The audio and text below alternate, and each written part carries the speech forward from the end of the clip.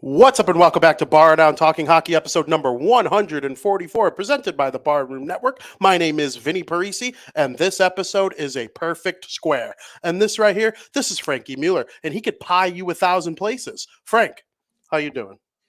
Did I miss something about this perfect square? It's episode number 144, which is a perfect square. For some reason I thought it was 134. No, 12 times 12 is 144, a Yeah. perfect square. Well, that's why I was confused. How you doing, Tom? How you doing, Tom? Math was my least favorite subject in school. That was my favorite. Interesting. I probably should have gotten into it more. I mean, it is basically like you can relate it to sports or whatever it is in life you like. You can kind of turn math into a game. I failed to do that. I became a writer instead, like an idiot. I like your background too. Thank You you. got a different scenic view. I'm in the hot tub room of Wisconsin, so let's go. Yeah. Almost killed ourselves last night in this room, freaking dealing with chlorine and whatnot, but we're all good. We are all good. Unless I You're pass good? out mid-up, You're- just keep talking hockey if I pass out mid-up, though. We'll just take you off and I'll continue it. I'm standing for the first time ever doing this show. I noticed that. It looks like you're standing. I'll probably sit throughout the episode, but I wanted to try it, kind of get the blood flowing a little bit. I've done 144 of these things. Actually, way more than that because you still got Crosstown and South Burbs and Let's Go Devils. I've probably recorded close to 1,000 episodes of programming. Never stood up for any of it. How does it feel? You feel a little more alive. My neck's starting to hurt already, though. That's my only thing I'm worried about because I'm looking down. It's not the greatest posture looking at this screen while standing up. No, I think after a while it'll get annoying. Yeah, I mean, we'll see if I'm sitting down even by the end of the first period. Don't be surprised. Don't be surprised. How many places could you actually pie? What? How many places could you actually pie? Like, pie? Yeah. Math pie? Yeah. What do you mean? How many places? Like, how many numbers can you go naming pie? Oh, probably only till 13. Do it. 1, 4. Nope, you're already backwards.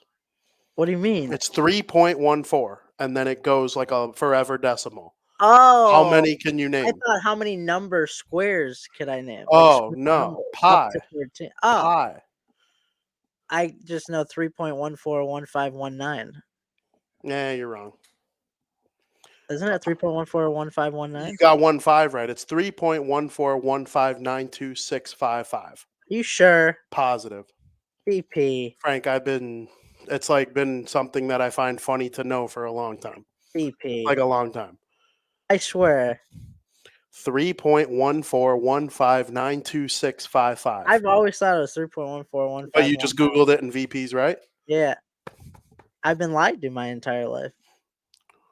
Not just there. Right there, you were told the truth. We had a competition in school that was like whoever could name the most digits of pi, you get like a prize or something or free lunch in high school. That's funny. I would have had a chance. Some kids went like 30 or 40. It was insane. Okay, then no, I wouldn't have no chance. But yeah. I mean, if I studied for it, maybe I learned as much as I did. Skoke says, dudes, one of the worst days ever. Bedard out 6 to 8 weeks and Bears sticking with Floose. Holy hell. Skokes, we are going to address each and every bit of that in this show today. And Frank, we will start that in period number 1. I wasn't prepared for that one, VP. I mean, what do you mean? I was leaning into what we were going to talk about in the show. You really think that's me just spewing off right there? That's the time where I get blamed for it? That was quick. That's fine. That's fine.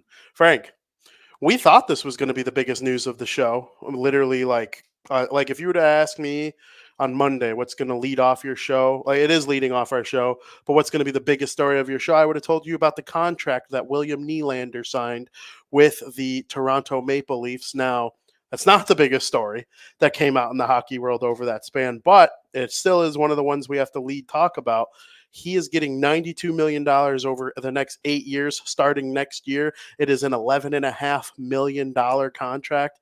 Frank, what are your thoughts on the William Nylander contract? I can't blame him. I can't blame him for wanting to stay in Toronto. It's been home for him. That's what he said. I mean, I can make fun of him for wanting to be in Toronto because they never win anything. So like there's always that. But when you go to the Maple Leafs at 19 years old and you've been there for a majority of his life, I believe he said it's the longest he's ever lived in one place. Meaning growing up, he's kind of moved to a bunch of different places. You start to call that place home. And Nylander gave an example of that. He was talking to one of his buddies, and he just fluently, naturally said, "Oh, I'm going back home now." And he was referring to Toronto. So he said it came naturally to him, and that he didn't have to force that type of response onto his friend. You know, I can't blame him for something like that. Now, William Nylander's career has been really, really, really good. His career year came last year. He had 40 goals, 87 points. That's nowhere near his full potential. I would not be surprised if one year we see William Nylander come out and get like 105 or more points at some point in his career. What? That's coming this year, dude. Maybe. We'll see. I'm saying no on that, but I think there will be 105 points at some point in his career. You think it's coming at some point and not now when he's third in league scoring with like 50 something points in January? He could have a mediocre second half and still have 105 points based on where he's at in league scoring. You think he's going to get 105 points? If he plays all 82 games, he might get 120. That's fair. I actually didn't realize he was on that much of a pace. No, I had a feeling that was the case. He's at 57 points. That's 57 crazy. points. That's crazy. I mean, he could go point per game the rest of the year and be at 100. And I don't think he's going to be at point per game. I think he's going to be above point per game. He's scoring goals like Austin Matthews is on pace for 70 goals, and he still doesn't lead the Maple Leafs in scoring. It's crazy. Well, Nylander had that long point streak to start the season too. That absolutely helps. But it's not like he's been too shabby lately either, though. I was watching him play the other night. Who were they playing where I was watching? And he was just a madman. I forget who it was they were playing. It might have been, was it Ottawa? It was someone. And he is just unbelievable. I do think he's deserving of this contract. I think it will be a bit albatross towards the end. Of course, like most big deals signed in the NHL or in any sport, but for that matter. He shoots well and he passes well. He's a dual threat. I think the way he plays the game is not like, it's not super flashy, but he just collects points after points after points. Playmaker. To your point, I think he will be like 100-point guy in the future. We both probably agree now that in the present and the future, he is one of those guys. I could see this ending up being his true career year, where everything goes right for him. Really? Like, I'm not saying he won't be 100-point guy multiple times, but I could see it bleeding into like the 120s this season. He will have a year though better than last year in terms of goal production, and that won't come this year. What was last year's goals? 40. Yeah, he's right on pace to hit like 40 again. Yeah. I think he's going to fall short and get like 38 and have more assists. Okay. I also think another reason why he's staying in Toronto is because Austin Matthews signed for 4 years. I think that was a huge deal breaker. Because like if Austin Matthews is off the team, do you have as much incentive to stay? Because then it's like, yeah, I could be the face of Toronto now with Austin Matthews gone. But are we going to have that same production that we have right now with Austin Matthews? I mean, think about how skillful of a team they have around them right now. They're going to be a contender for like the next decade every year. Like they're 21, 10, and 7. We make fun of them because they can't win in the playoffs, but I understand why he made this decision to stay here because they've been lights out, and they're going to be lights out. And they're going to make the playoffs, like I said, probably for the next decade at least. But yeah, and like we say, they don't win in the playoffs, but like there are a lot of teams that kind of early in the stages of players' careers, they struggled in the playoffs. They couldn't get past the second round. We talk about Washington, St. Louis. Dallas is kind of in that right now, too, but they're less fun to make fun of because it's Dallas compared to Toronto. But Colorado was in it for a minute. Well, Colorado, St. Louis, Washington, even the Kings before they got past the Hawks, like these teams they can't get past the set, but eventually they do. Like it seems like I'm not saying the Leafs will, But like to say that they just absolutely won't because when Nylander, Marner, and Matthews were 21, they couldn't, do that well in the playoffs. And you think about the teams they lost to in the playoffs, right? Like who have the Leafs lost to in the playoffs in the Matthews era? I believe they were the first round opponent for the Washington Capitals when they won the Stanley Cup in 2018. They I lost to the believe Bruins, they were right? the first round opponent for the Bruins twice, and they lost in Game 7 by 1 goal both times. The Bruins went to the Cup one year. I think they lost in the conference finals the other year. They've lost to the back-to-back defending Stanley Cup champion Tampa Bay Lightning. Both times they won the Cup. And then last year they lost to Florida, who was on this miracle crazy, we're going to go to the Cup until we get our faces caved in by Vegas Panthers team. So, like, the Leafs are right there. They are right there. And Nylander recognizes it. He took a lot of money to do so. It probably wouldn't be that hard to take $11.5 million from any team in the NHL.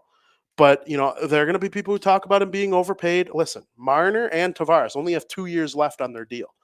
I don't know what's going to happen. It's going to be hard to trade Tavares because of his age, and he's not as productive as an $11 million player typically is these days. Marner, if I asked you last year who's better between Marner and Nylander, you would have said Marner. I know for a fact you would have said Marner. Nylander's having a better year this year. But overall, they're still both amazing. They still both have incredibly high ceilings, and you get what you pay for with a lot of them. Once they move on from Tavares, if they get Marner extended again, you can use that money that was going to Tavares, $11 million, plus the cap is going to go up. That's a lot of money coming off the books. You can really make this Leafs team even better. And by then, Austin Matthews is going to be 28, 29 years old. You figure that's going to be when he's at the height of his powers. And I don't know. I like the future of this Leafs team. We'll see what happens in goal. But like Morgan Rielly, he's been outstanding on defense. They have a couple other studs back there. Who knows what Matthew Nyes becomes in his career? So far, he's been real good. I feel great about Bertuzzi and Domi. They're just both only on 1-year deals. Like, and neither of them have been as good as they were last year. So, like, will they extend them? Will they not? I think they might extend one, but let the other go. There's a whole lot to do with that. But, I mean, I like this Nylander contract. We've been on it for a minute here. But we talk about the Leafs a lot on this show. And another reason why I didn't get excited about the rumors of Nylander coming to Chicago, because that stuff just doesn't happen, and I believe it when I see it. That's fair. I mean, the Hawks, free agency, think about history. And some of the older folks that watch may want to chime in as well, because I'd love to hear your thoughts. Free agency hardly works out for teams. Like, most of the time, you sign a guy who hits free agency, and then he's real good, sells tickets early, and then for the second 60% of the contract, it becomes like you can't sign anybody else because this guy's making this much money on your team, and he's not even really all that productive anymore. But the Hawks, they signed Marian Hossa. Okay, that's the biggest. That at that point in time was the Nylander becoming a free agent, and it worked for them. He's the greatest free agent signing in Chicago history. John Lester second. Everyone thinks, the Sox fans going to say it's not John. No, John Lester second. Hossa won 3 cups. But I do think the Hawks are going to be attracted to free agents. So I think you're going to be. They will. But you said you don't believe, like, you were going to believe it when you see it. Like, a Nylander type free agent, I do think is going to hit the Blackhawks. I don't think like 100-point player is going to come here. Well, Frank, a 100-point player doesn't reach free agency.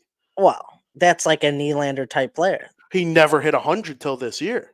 Well, that's just good timing. And the Leafs, once they saw that he was on that trajectory, they said,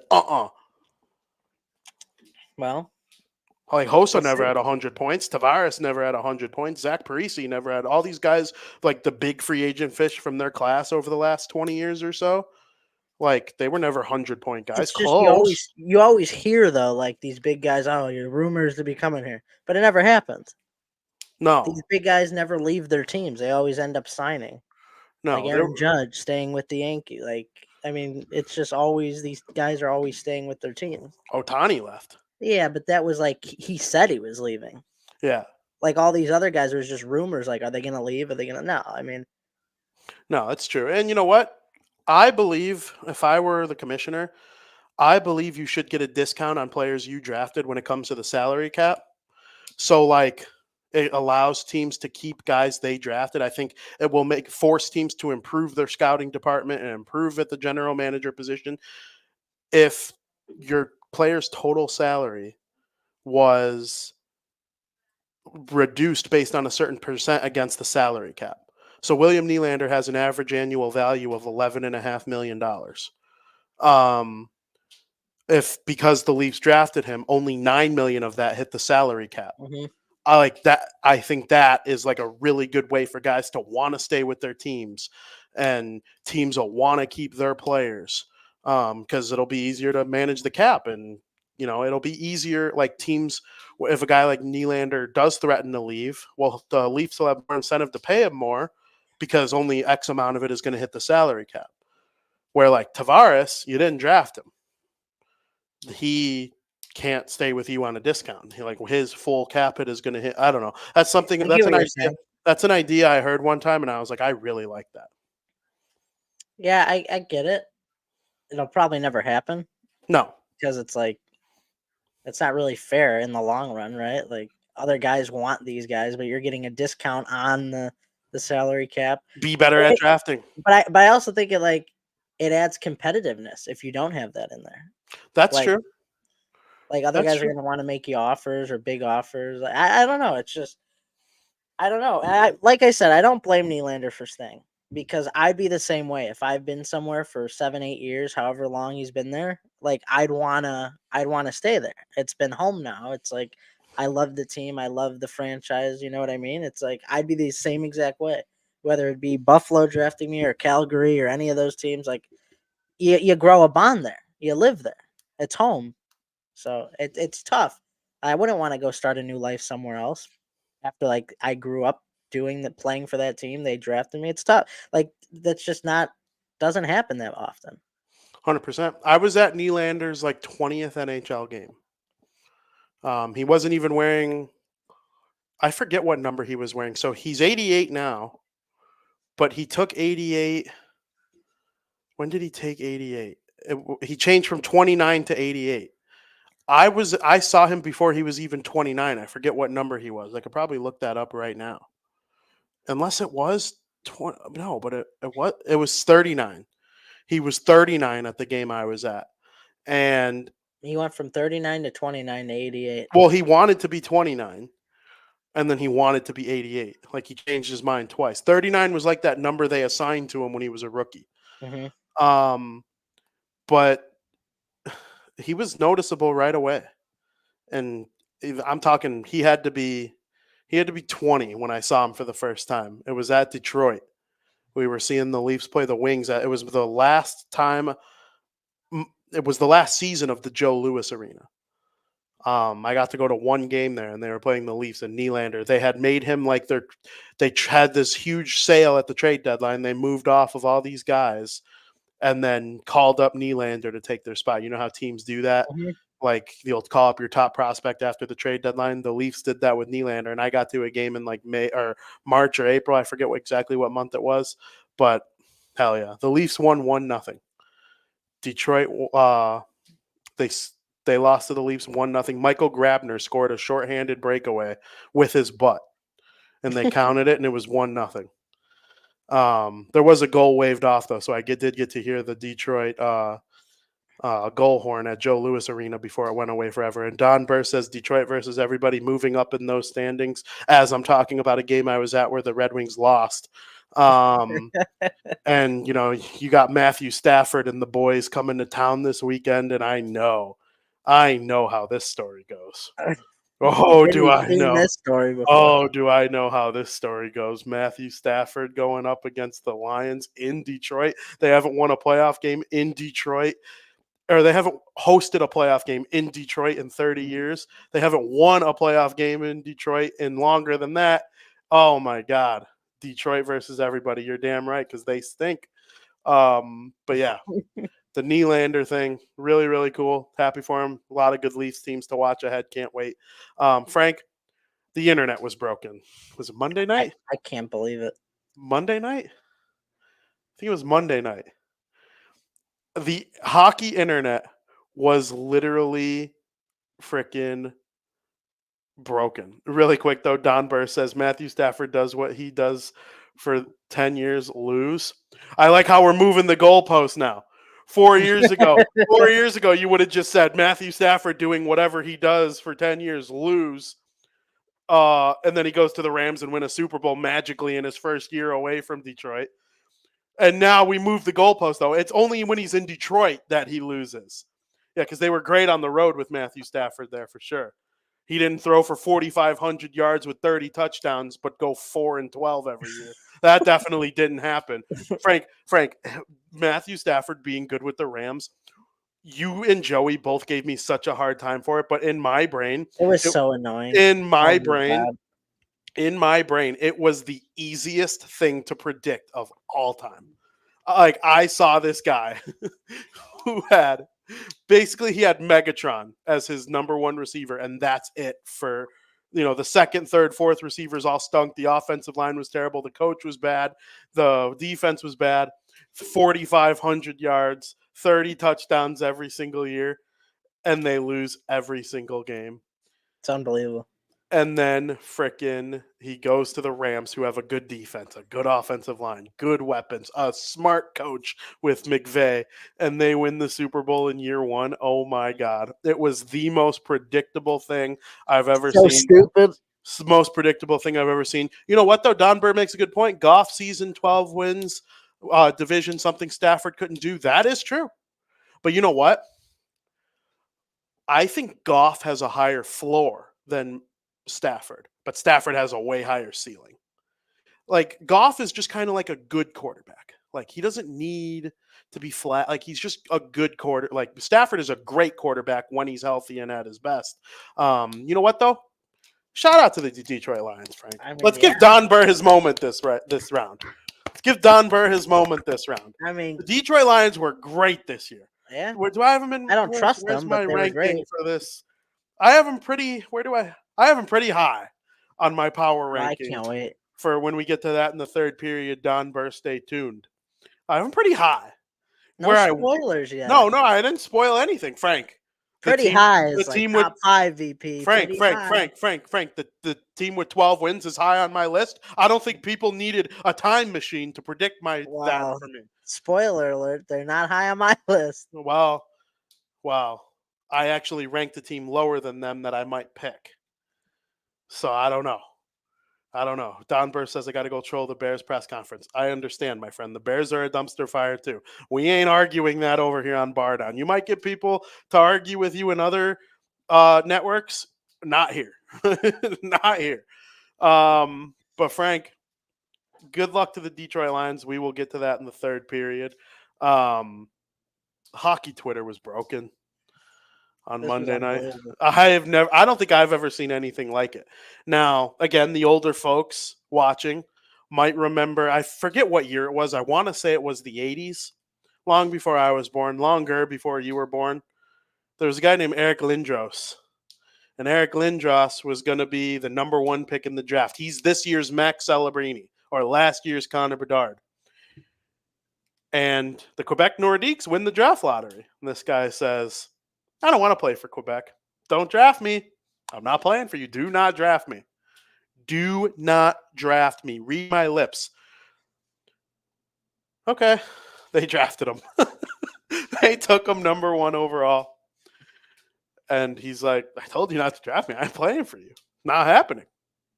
He ends up getting traded to Philly, oddly enough, and goes on and has an outstanding, I think he's in the Hall of Fame. Eric Lindros is for sure in the Hall of Fame. I know for a fact they have his number retired. Yes, he is into the Hall of Fame. He's won the Hart Trophy. He was an all-rookie. He's won the Pearson. He was a 2-time All-Star. He was named as one of the NHL's 100 greatest players during the centennial season. He didn't want to play for Quebec. Now the tables have turned a little bit 40 years later. Here we are in 2024. And it was actually in 2022 when he said it for the first time. Cutter Gauthier, Boston College superstar, led Team USA in scoring 2 weeks ago en route to the gold medal. Sick goals. Flyers prospect. Oh, everyone's so excited. He's going to play with Michkov and Bobby Orr Brink. Oh, it's going to be great. And then he's like, "Nah, I don't want to play for Philly.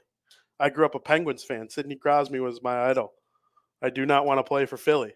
That is This is funny. all behind closed doors, though. We don't know. Frank, we never in a million years thought Cutter Gauthier was playing for any other team than the Philadelphia Flyers. I still don't agree with it, but I'll get to We've that. talked about this kid. I don't agree with it either, but we've talked about this kid on this show many times, especially over the last month.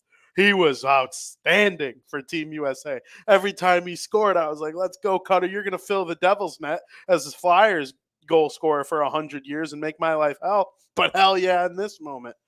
Actually, he's only going to play against the Devils twice a year unless they meet in the Stanley Cup final, because he is now a member of the Anaheim Ducks. The Ducks traded Jamie Drysdale, electric factory young defenseman, dominated the World Juniors. We remember him playing for Canada in 2021, I want to say it was, or 2020. He also went to Boston College, oddly enough. Now he's in the show. Been a little hurt the last year. He got in 10 games so far this year, though, 5 points on the blue line. He goes to Philly. Philly also gets a second-round pick. That makes me think that both organizations view Cutter Gauthier as more valuable than Jamie Drysdale, the fact that the second went back to Philly. But Jamie Drysdale, he's an impressive defenseman. I think the injury is what makes Gauthier considered a higher value young player. But, I mean, a 21-year-old defenseman who skates like the wind and could pass through seams, so sign any team up for a Jamie Drysdale any day of the week. Oh, would the Hawks love to have a Jamie Drysdale for their future? But he goes to Philly, and then hockey Twitter's broke. I said it like 4 times. I'll let Frankie speak. Don't worry, Frankie fans. Keith Jones comes out and shits on him. Danny Briere comes out, shits on him. John Tortorella even makes fun of him a little bit in the post-game press conference. He said he didn't even want to talk about him. They're playing the Pittsburgh Penguins while all of this is going on. The team that Gauthier grew up cheering for. And, you know, even some of the media, Scott Hartnell, not all-time great Flyer, but Flyer fan favorite, certainly. When Scott Hartnell was on the Flyers, that was like, you know, I'm pretty sure he had a stint with the Blue Jackets, I remember.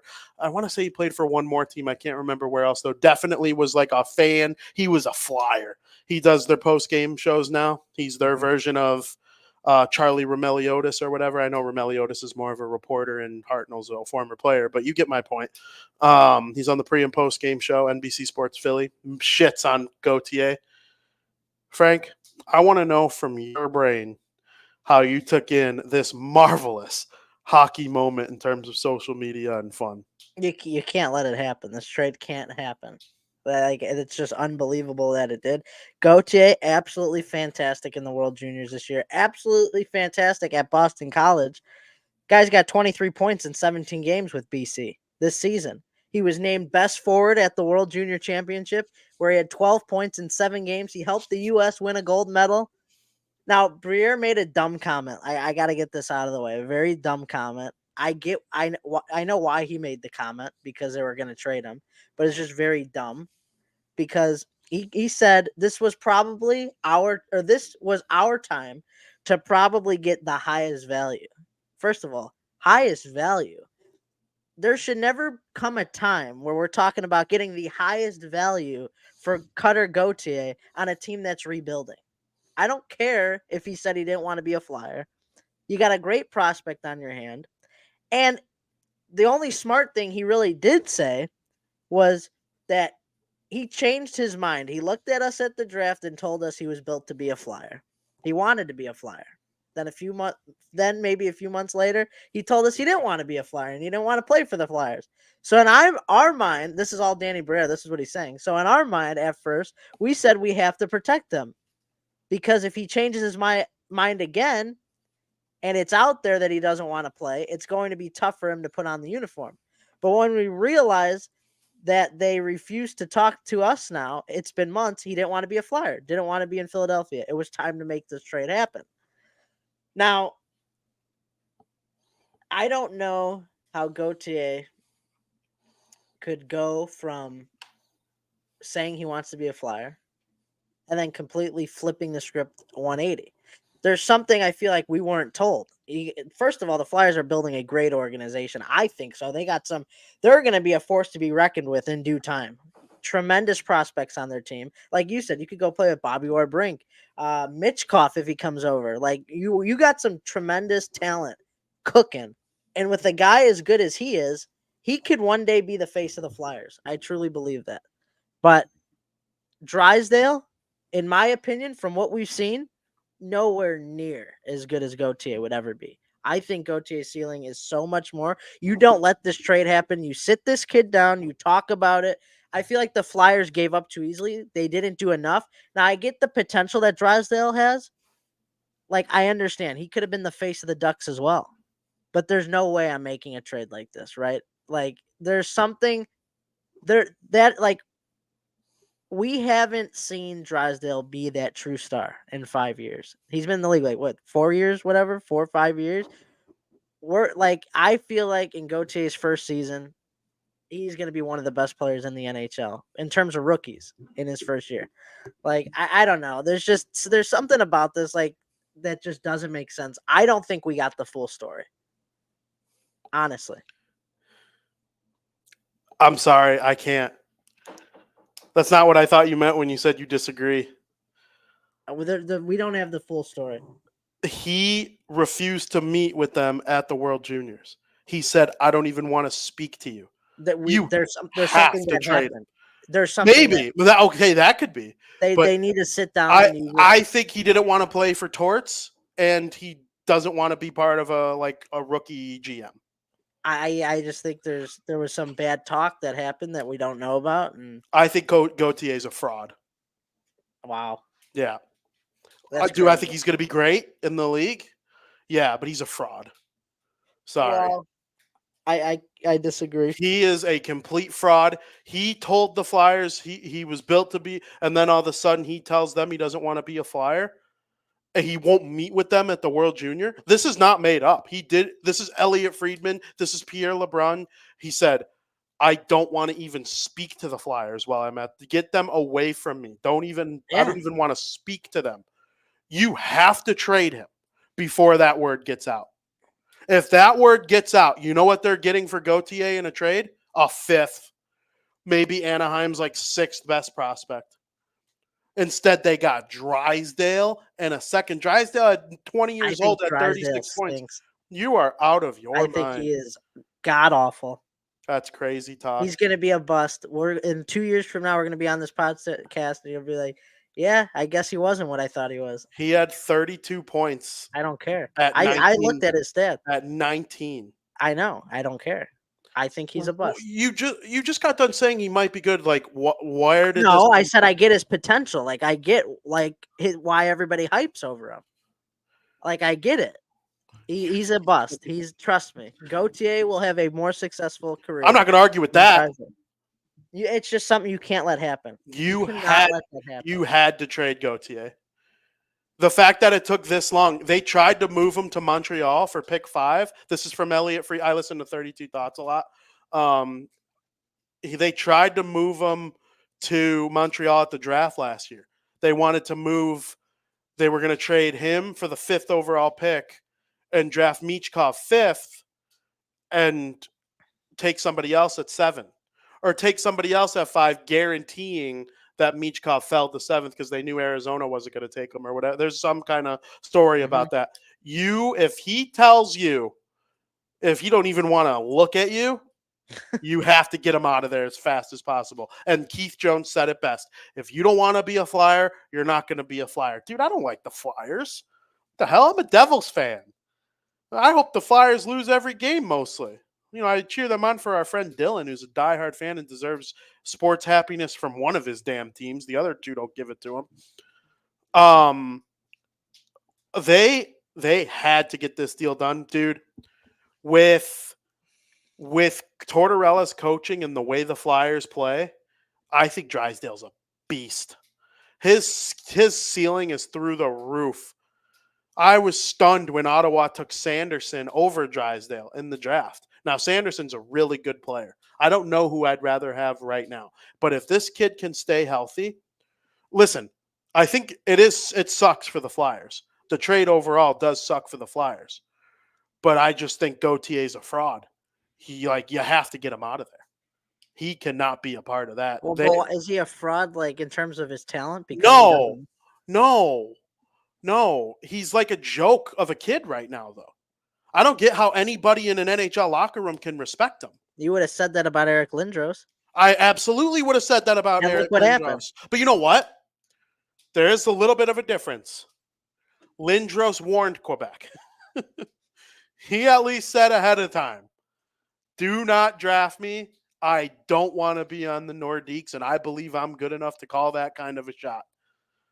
First of all, Gautier's not that good enough to call his shot. I get he's a grade A prospect. He's not an S-tier prospect. He's not what Jack Hughes was, or what Connor Bedard was, or what Connor McDavid was. He's what Lucas Reichel was. I'm sorry. Lucas Reichel, a world junior, like, dude, like, highly touted prospect, hasn't worked out as well in the NHL. That could easily be Gauthier. Easily. I don't think it's going to be. Drysdale has proven way more in his NHL career so far than Gauthier has, because Gauthier has 0. I just think we're hyping Drysdale up as being like this great offensive defenseman, and he's not. He had He's more 32 of a- points at 19 years old. He's done jack shit since then. He's been hurt. Doesn't matter though. I Last mean, year still he got played. the game. He's still playing though. Is he playing hurt for the past 2 years? Yes, last year he played 8 games, and this year he's played 10. But the games that he's playing in, he stinks. How? He hasn't played. In 18 games dating back to this year and last year, he's got 5 points. Okay, he had 0 So if last we're year. gonna hype him up as a good defensive defenseman, that's one thing. But And- he's not a and great offensive defenseman. Are the Ducks good? Is there a No. lot of help for Drysdale? Is he in a good position over there? No, He's gonna I go don't to the think Flyers and be a king. I don't. I honestly really don't like the Ducks' future either. I think the Flyers have a brighter future. I do too. If I don't think he's gonna Gauthier develop turns as- into a stud, though, But that's what that's what I'm saying. I don't. I'm happy for the Flyers. They got the second best player out of the two, but he's still damn good. And I disagree that he, like, 32 points as a 19-year-old defenseman. Like, that's probably where Luke Yeah, Hughes is gonna that's end, great. like, That's around where he- fantastic. and No, he's don't been- get me wrong. That's been hurt. fantastic. But even the year before that, 24 games, 8 points. Well, He that's had his one rookie good year. season. But he had one good season. You know, like, are you going to look at Korchinski's stats and shit on him? We're not hyping up Korchinski to be a great offensive defenseman. But if the Flyers got Korchinski in a second for Gauthier, Not only that, but the Hawks are way worse than the Ducks. So he should have way better production. I don't know if they are. We got maybe a bunch now of while Uber they're hurt. drivers right Well, now. now that they're hurt, maybe, yeah. With them being hurt, yeah. But, like, before that, no, I don't think so. Like, the Ducks were lower than them in the standings for most of the season. I think the Hawks are going to go on a free fall here. I mean, they kind of already have. They've lost 6 out of their last 7, and they should not have beaten Calgary. But Peter Mrazek stood on his head, and Blackwell made a couple nice plays. But listen, I like Gauthier better as a player. If I could pick one guy to bring to the Devils right now out of the two, it would be Gauthier. But if Gauthier didn't want to play, who's a really good example? Who's their version of Gauthier? Like Jesper Bratt? If Jesper Bratt said, I don't want to be a Devil anymore, I don't. I would want him gone yesterday. But isn't that different because he's already in the league? I think Jesper Bratt would at least, he wouldn't lose all respect. Draft, it's like, well, he's Bratt was young, drafted. first of At all. least Bratt has proven something. Gauthier hasn't proven anything. in the Gauthier, NHL. something happened that we don't know. Yeah, I like, honestly think he's like a dork. Management like fucked him. I think we How? don't know. I don't know. It's behind closed doors. We're never. He's not gonna even know. signed. How do you just? I want to be a Flyer. I can't wait to be a Flyer. So don't talk to me. I don't It even want looks- to talk to management. It looks Something good on happened. draft night. It looks good on draft night. It made him look good. Something may come out about this. Maybe, but I honestly It think doesn't make sense. the kid's a dork. I don't like him anymore. I'll say that. I don't like him anymore. I love his future. Love his future. If he were in front of me right now, I would say, cut. That was a shitty thing you did. And he would say, like, I don't care. No, of course. I get to go live in Anaheim with palm trees. Look at all that snow behind you. idiot. Like, okay. I don't care, though. I don't know. I call it man. like I see it. Drysdale, his ceiling is high enough to make it worth it for a player that doesn't want to be with you anymore. Don't keep players that aren't going to give it their all for you. And you kind of watch the Flyers this year. I've seen them a couple times actually. They play so hard. They're kind of like lower end talent right now. I think their talent rivals like the Ducks and the Habs and like some of those lower teams down there. But Tortorella has every single shift be as if the Stanley Cup is on the line. I watch it. They win every puck battle. They beat guys to the net. Now they lose games because other teams are more talented, but they're in the race because of that. If you bring a loser like Cutter Gauthier into the mix, that's going to go out the door real freaking But quick. that's the type of attitude that fits the Philadelphia Flyers so well. What? Not Jamie Dry, like a shit attitude. Like that pesky, nasty. He's not pesky. He's like a pretty boy. Thinks he's got it all. Thinks he's got it all made. Drysdale does play his balls off. I don't like this, VP. I don't like it. I that's fine. You're entitled to your opinion, and you may be right. I'm just telling you, I think Gauthier is a loser. But He we has both a agree loser mentality. Anaheim won the trade. In hockey value, yes. In franchise altering value, no. You think Drysdale is going to franchise alter? I think getting Gauthier out of there is a franchise altering move in a good way. Does it suck that they're kind of... That's fair. They're a forward down prospect pool wise. But you know what? They were kind of depleted on defense prospect wise. Provorov didn't work out. That's fair. You know, they really like this. Now I'm drawing a blank on his name. It starts with an S. Oh my God. Flyers roster. Sanheim? They love Sanheim. Love him. Morgan Frost, real good. Just a nice second line center for right now. We'll see how long Couturier lasts in the league. Joel Farabee, good player. I love Bobby Brink. They got a great roster. Konechny's obviously good. They like Ristolainen, but they really like this Travis Sanheim. I like He's Sanheim. 27. Oh, Cam York, 23-year-old defenseman. I forgot about York. In York and Drysdale are boys. Carter Hart, 25-year-old elite goalie. People like this Sam Urson too. People say the Flyers have the best or the second best tandem.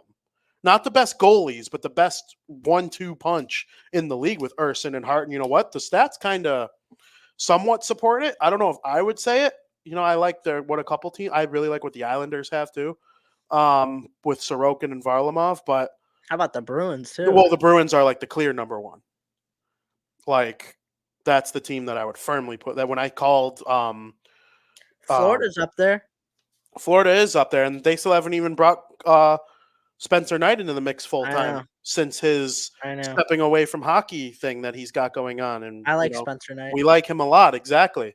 But you know what? If they trade for Zegras, who loves Drysdale? There's no way. They said they pee together.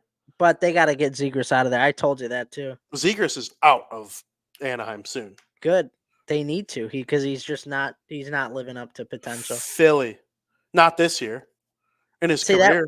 That would be good then. That would make the Drysdale move even better. But right now, I don't like the trade at all. I mean, at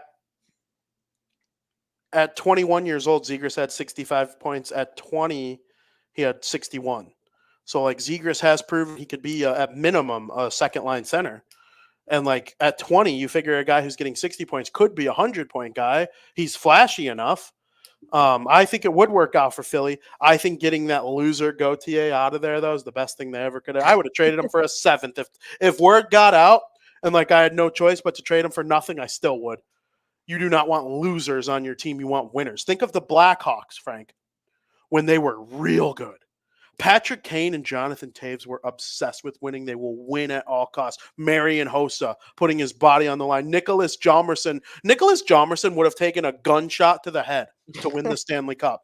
Oduya putting his body on the line the way that he did. The way Keith and Seabrook were just so down to play 38 minutes a night if the game went to overtime with no hesitation. You need dogs on your team to win the Stanley Cup. Right now, to me, Cutter Gauthier, not a dog.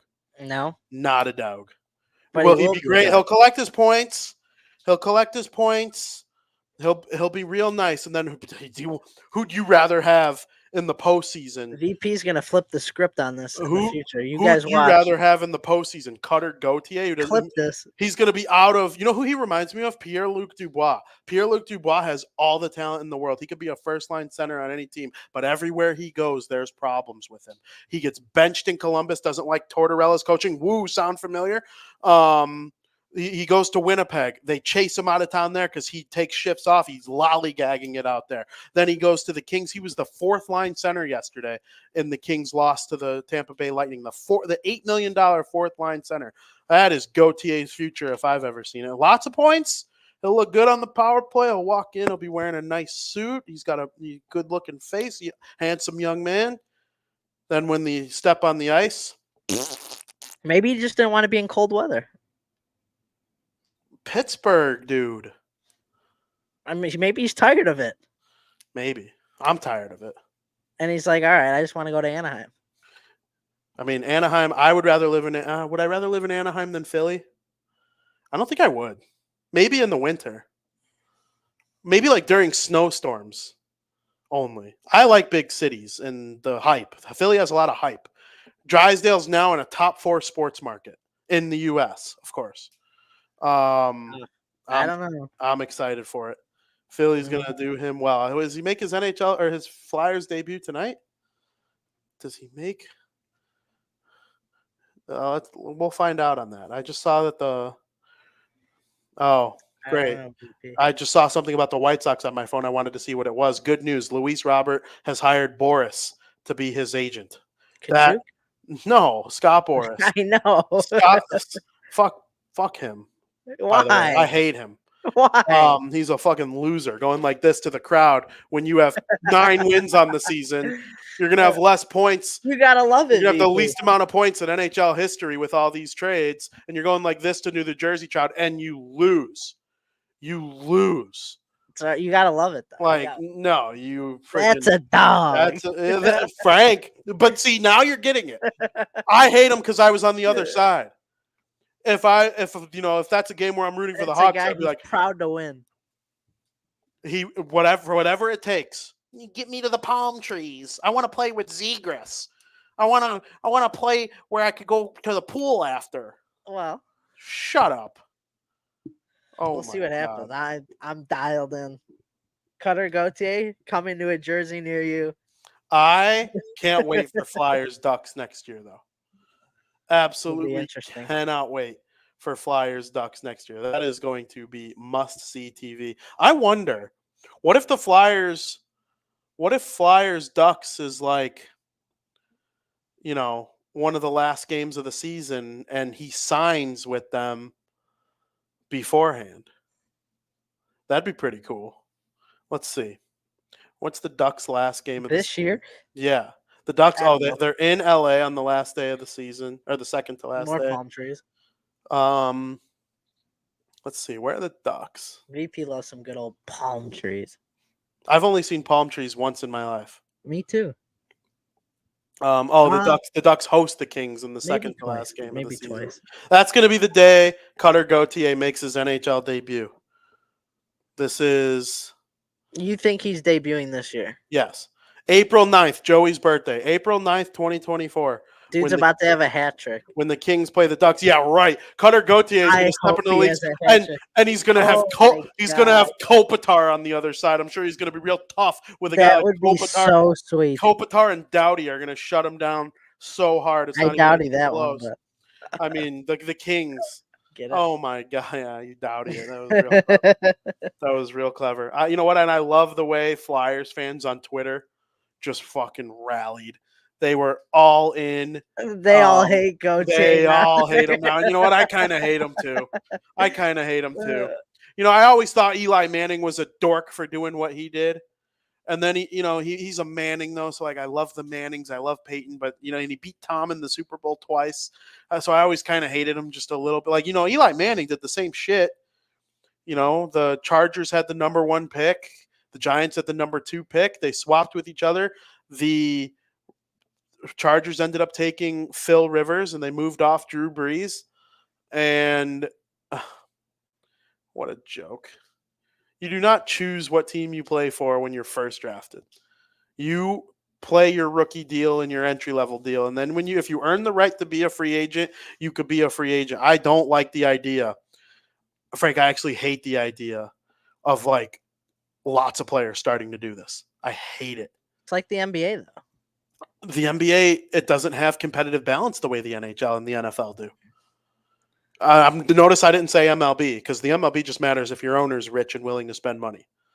But like in terms of team building, the NBA doesn't have it the way that the NFL and NBA do or NHL do.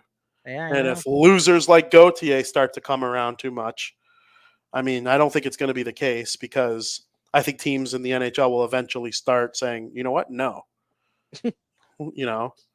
but not Philly.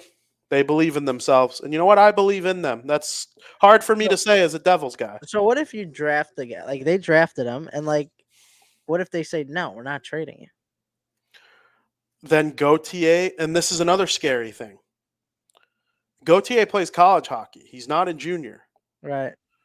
When a college free agent or when a college player plays his 4 years at university, they can make it to August 15th or whatever the day is. In August, it's free agent signing day, and this is how Jimmy Vesey left the Devils to play to play. Who did Jimmy Vesey end up with? The Rangers, right? No, I think Vesey was in Predator. I have it backwards. Vesey was a Predator, and he played his full years at school and went to the Rangers. Will Butcher was drafted by the Avalanche. He decided he didn't want to play for the Avalanche, played his 4 years at school, came to the Devils. And it was who I was thinking of with the Devils was Kerfoot, Alexander Kerfoot. The Devils drafted him. We're excited about him. He's going to play second line wing. Nah, I don't really want to play for the Devils. I think I'm going to hit free agency in August, college free agency. He goes to the freaking Avalanche. Agency? Yes. The only first round pick to ever not want to play for a team so bad that he played all 4 years. Now, all these guys weren't first round picks that I just named: VC, Kerfoot, Butcher, Kevin Hayes. Kevin Hayes was drafted by the Blackhawks. He didn't want to be a Blackhawk, and he played his 4 years. I think it was BC, and he signed with the Rangers as a free agent. That's probably what would have been the case with Gauthier. And if you're the Flyers, you can't let that happen, and you also can't let other teams know that this is happening, because social media wasn't even what it is today when Hayes did it. Right. And Hayes turned out to be a real good player. Imagine if Kevin Hayes just walks onto the Hawks in 2014. They could have won another cup or two, or at least advanced being good another extra year or two. Maybe they don't trade Panarin or something like that. Like, it happens, dude. And if the smart organizations are the ones that figure it out, the Hawks figured it out, thankfully, because they just won another cup after it happened. Kind of made Kevin Hayes look pretty dumb. It just seems so funny that these guys that always do that always seem to turn out so good. Yeah. Gautier's ceiling might even be higher than what Kevin Hayes became.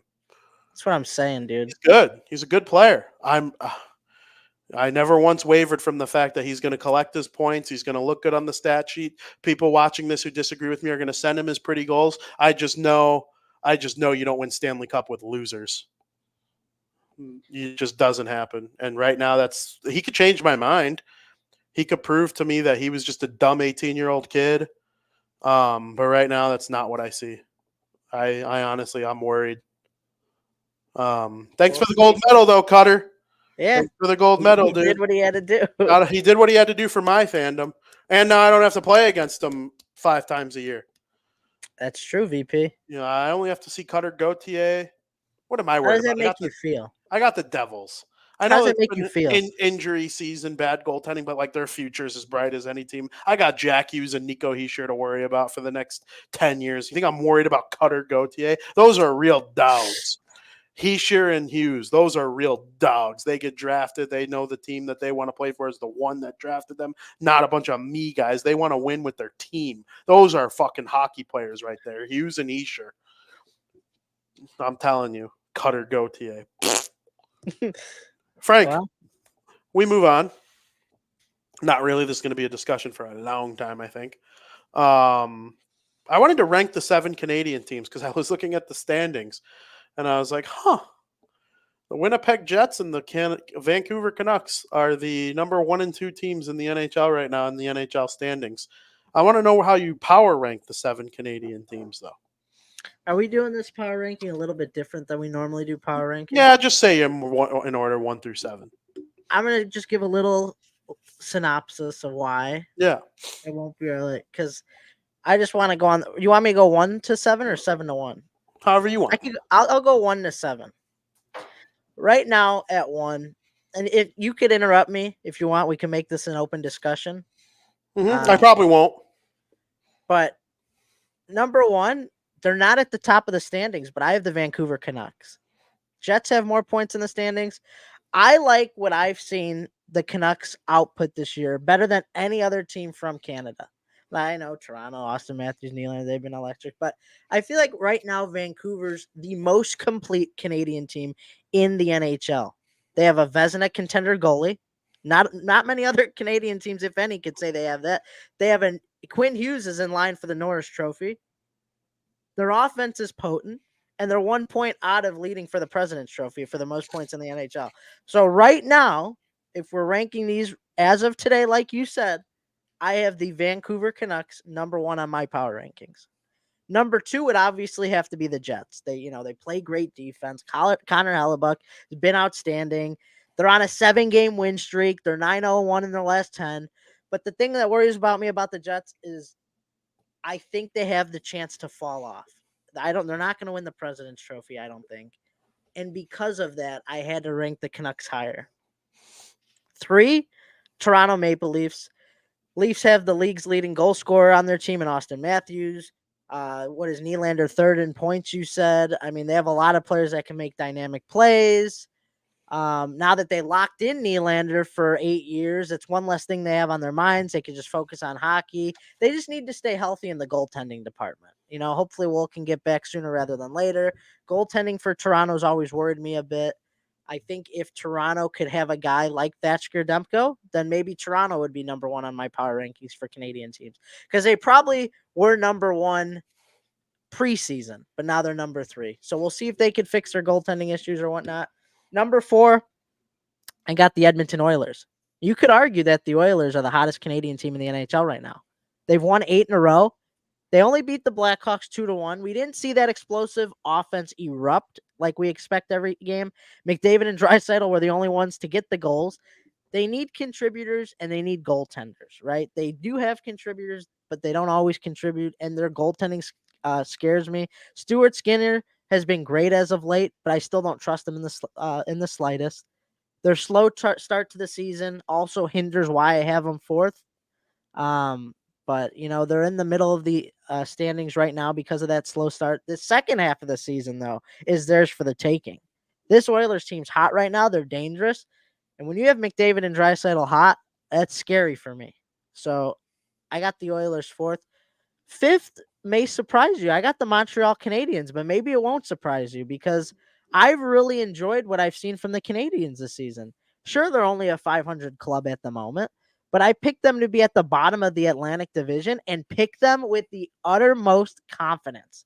The fact that they sit 6th in the Atlantic and probably won't even have top odds to win the draft lottery, says a lot about this young team and what the Montreal Canadiens are building.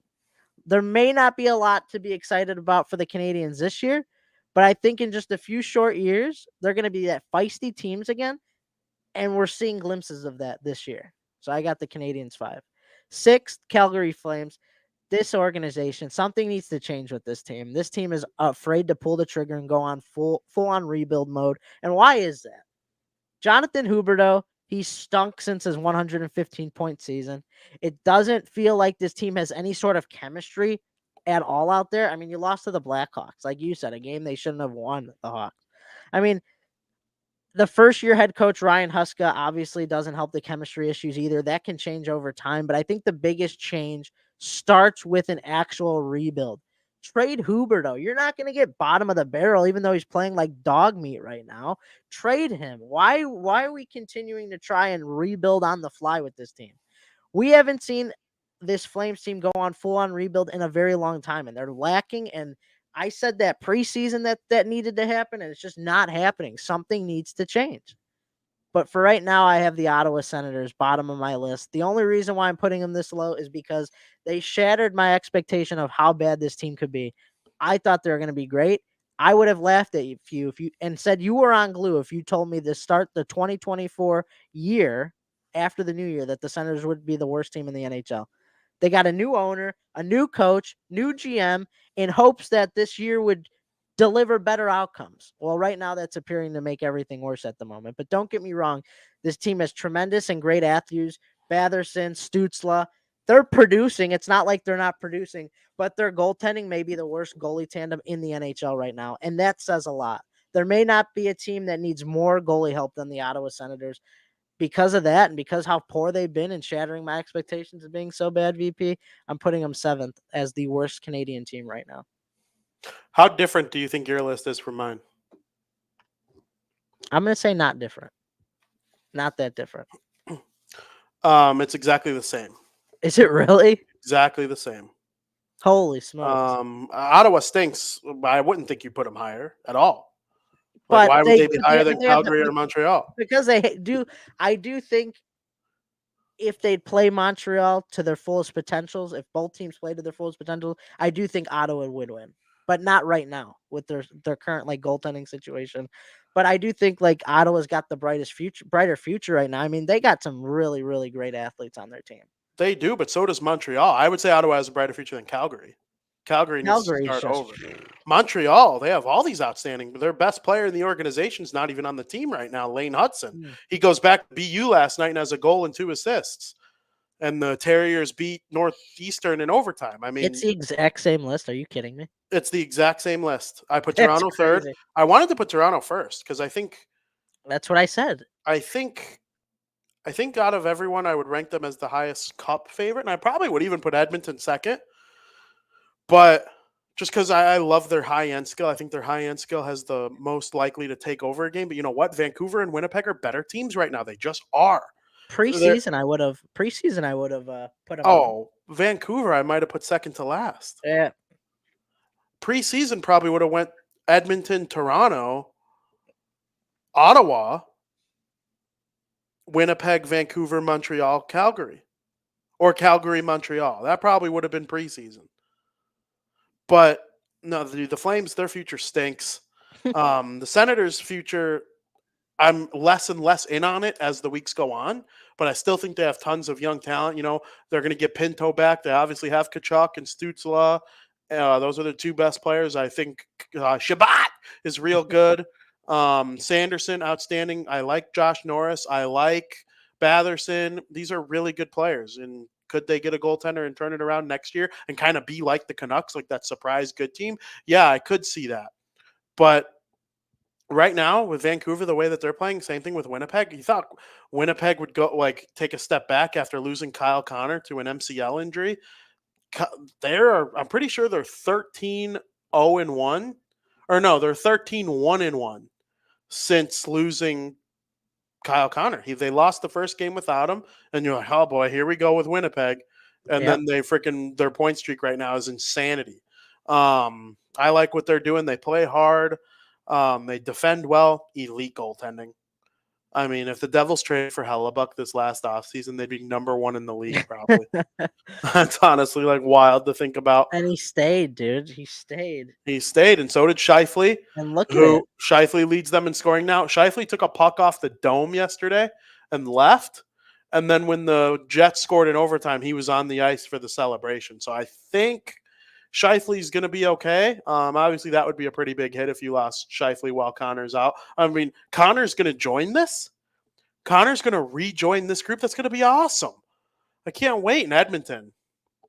They proved to me why I believe one day Luke Richardson will win a Coach of the Year award, a Jack Adams, because of the way the Hawks played Edmonton yesterday. I mean, my God, does Edmonton – it almost looks like they're playing a different sport. like Edmonton is that much more talented than the Blackhawks right now. And they outshot them to hell, the Blackhawks, held Edmonton to 15 shots. Edmonton won because Draisaitl and McDavid each scored a goal. If the Oilers ever were going to win 2-1 against the Hawks team that played better than them for a day, you would assume it was Draisaitl and McDavid that saved the day for the Oilers, and they did. But I still think they're on the come up. I think that was 8 straight wins. 8, yep. It was 8 in a row, so they're 8-2-0 in their last 10, and I don't know, dude. This Edmonton team, they could easily be 1 or 2 by the end of the year. They're right there on the playoff bubble. I take back everything. And, this is the third time in 3 years that they had a bad start, fired a coach, and came back. So I think going forward, if a McDavid Oilers team has like a bad October, I'm going to hold off on saying they're cooked for the season because you would have thought I learned my lesson the first time. But, like, first time's a coincidence, second time's a pattern. I don't know. The Edmonton Oilers are good. And they've lost in the playoffs to Stanley Cup champions the last 2 years. That's a good way to get over the hump. I still don't trust Stuart Skinner, though. I really don't. I don't know. I've been wishy-washy on Stuart Skinner for a while now. I trust him more than you. I trust him more than you do, for sure, because he has been real good lately. He's been an all-star. We saw this last year, and then in the playoffs. Yeah, but last year, first of all, he was okay against – who'd they lose? It was the Vegas Golden Knights. Tough series against the Kings in the first round. But the playoffs are a different story for everyone. So that is something they will have to get over is Stuart Skinner in the playoffs. Like, dude, you need to be good in the playoffs too. It's not just the regular season. But last year, even in the regular season, he tailed off after being an all-star. This year, it kind of seems like he's picking up steam heading into the all-star, which is obviously better. So we'll see how that goes. But you know what? I love talking Canadian hockey. People who crap on them for not winning the Stanley Cup as if that's some sort of achievement. Listen, that is not a way to voice your American pride over Canada. Because you know what? If you made it where Canadian players could only play for Canadian teams, they would have won the last 15 Stanley Cups. Okay? Like the US, if all their best players were scattered around the other 25 teams, and Canada just had to diverse all their players amongst the 7 teams, yeah, Canada would have won the last 5 cups. Could you imagine if that's how it was? It'd be kind of annoying. That's kind of how it was before the draft. It'd be annoying. The Montreal Canadiens were like Alabama and Georgia. They can just everyone's a free agent. Like they can recruit them. That's how it was before the draft. That's why the Canadians were so good for so long. Same thing with the Leafs. The kids in Canada went and played for the Leafs and the Habs. Then when the draft started coming in, it kind of depended on how smart your brass is. That's obviously the most important thing. You can make fun of the 7 GMs that have run the teams for the last 30 years since they last won the cup.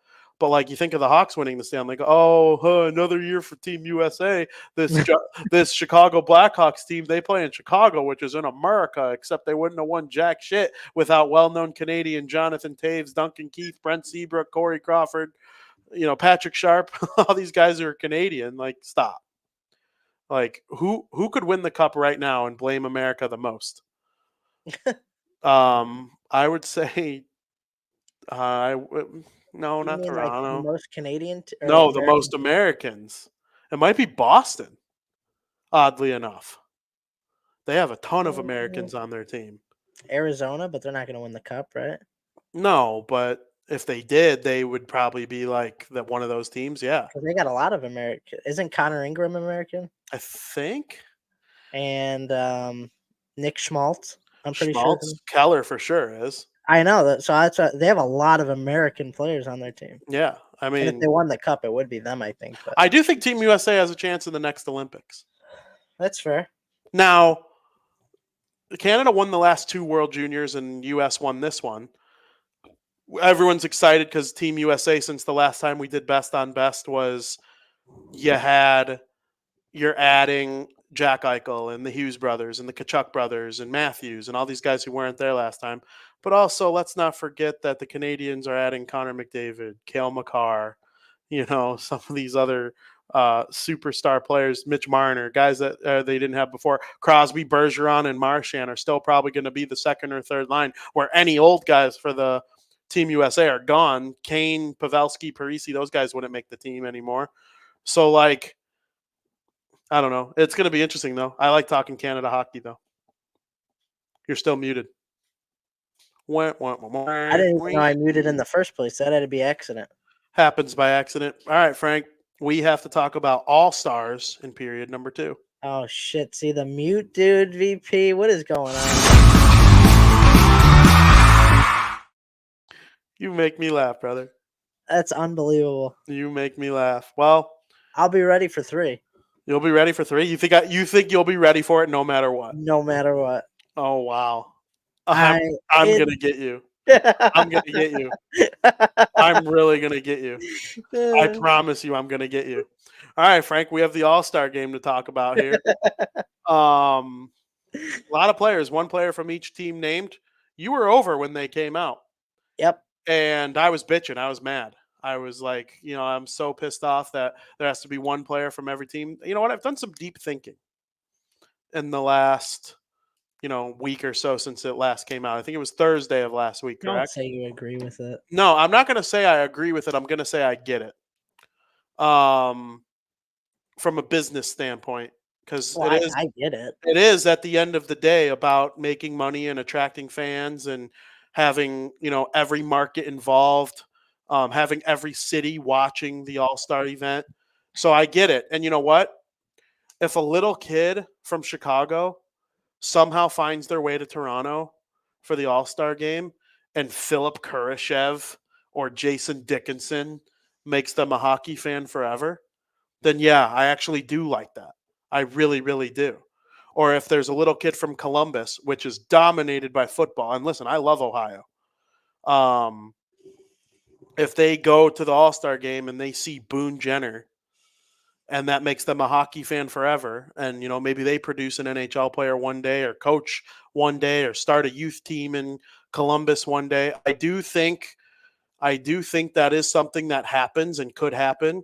It's no coincidence, in my opinion, that the year after Jeremy Roenick put the Coyotes on the map, Austin Matthews became like he was born and became one of the greatest players in the league. I think there is no coincidence there whatsoever.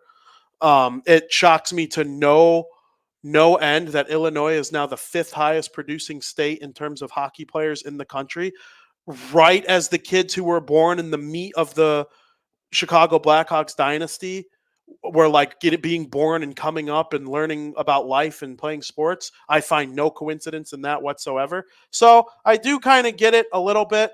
In that aspect, I get it. It sucks. Like, would I rather know for a fact Leon Draisaitl is going to be there than Philip Kurashev? Yes. But there are things to think about when debating over whether or not the way they do it is right or wrong. In that aspect, I completely agree with you.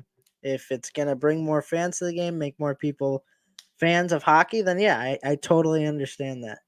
But in the aspect of tainting the actual league in the NHL, like statistics-wise, we could have guys in the future because this is so fresh, this one player from every team.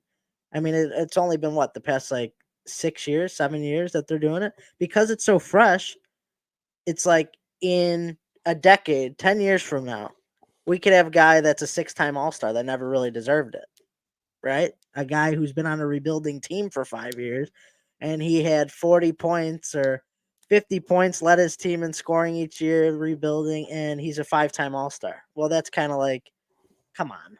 I mean, Eric Lindros, 2-time All-Star, because he had to earn it, but he's in the Hall of Fame. Like, come on, VP. Like that's to me, it's like, if you don't earn it, you don't earn it. This isn't kindergarten. We're not passing out stickers for participation. So in that aspect, it sucks. It's like, if you don't have players good enough to be there, watch a Blackhawks game to become a fan if you're a Hawks fan or if you're from Chicago. Like, it's tough. It is tough.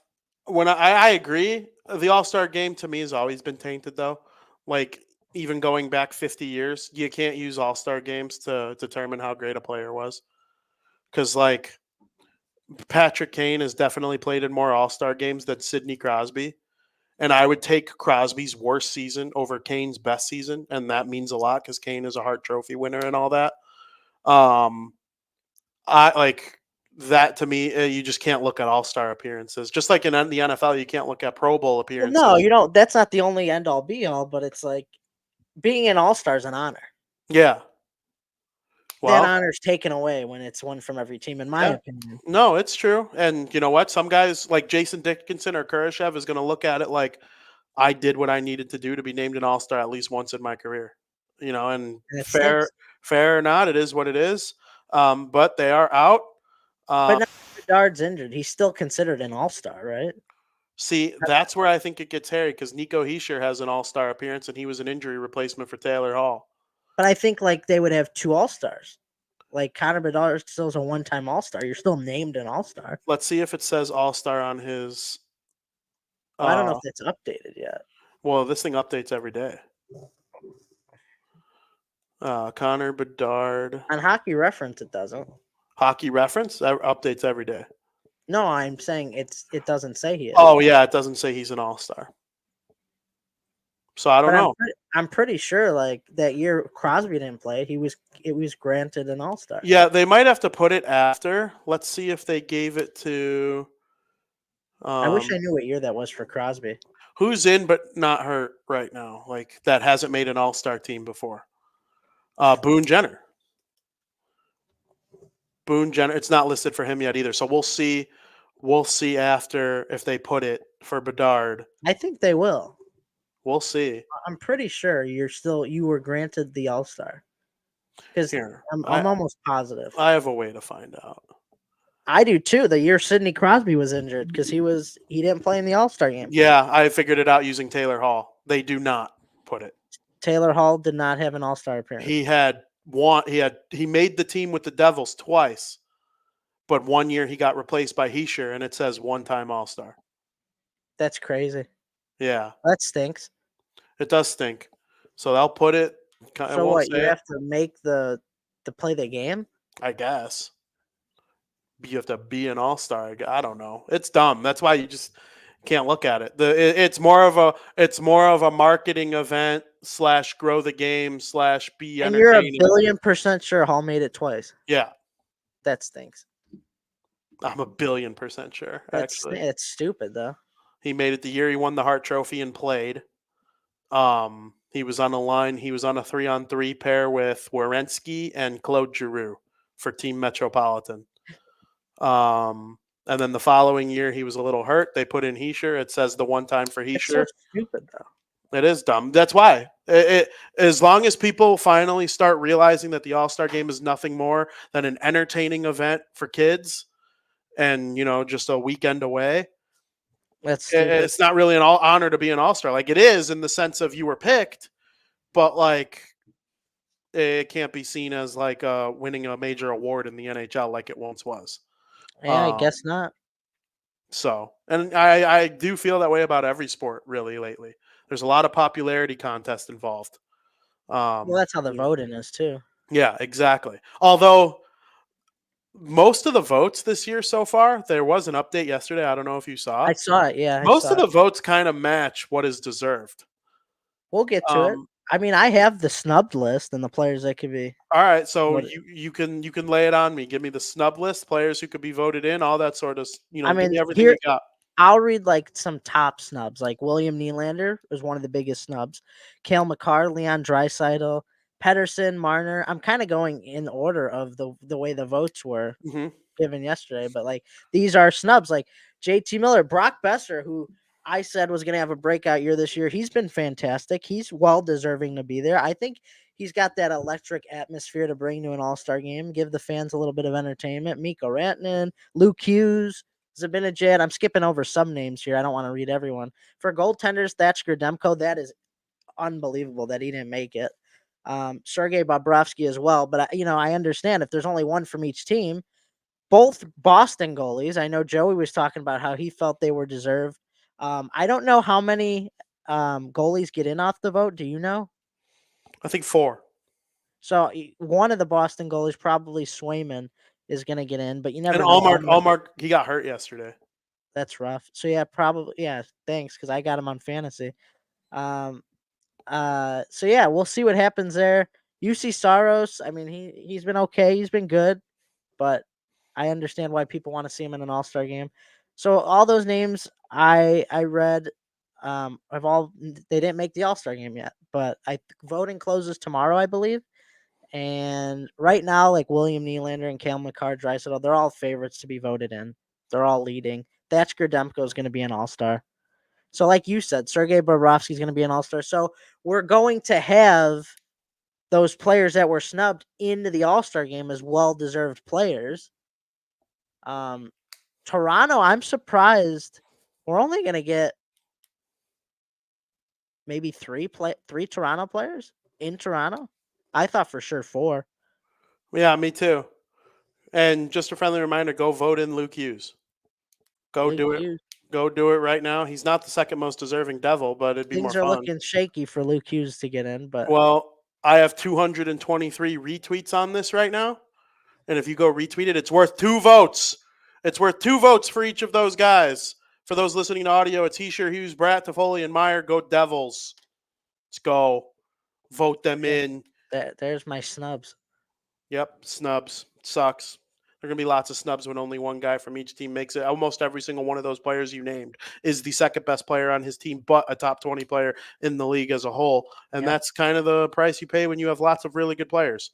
The league has more talent now than ever, where I think if you took 2 players off of every team and just had this mega all-star game, there would still be like a shitload of snubs.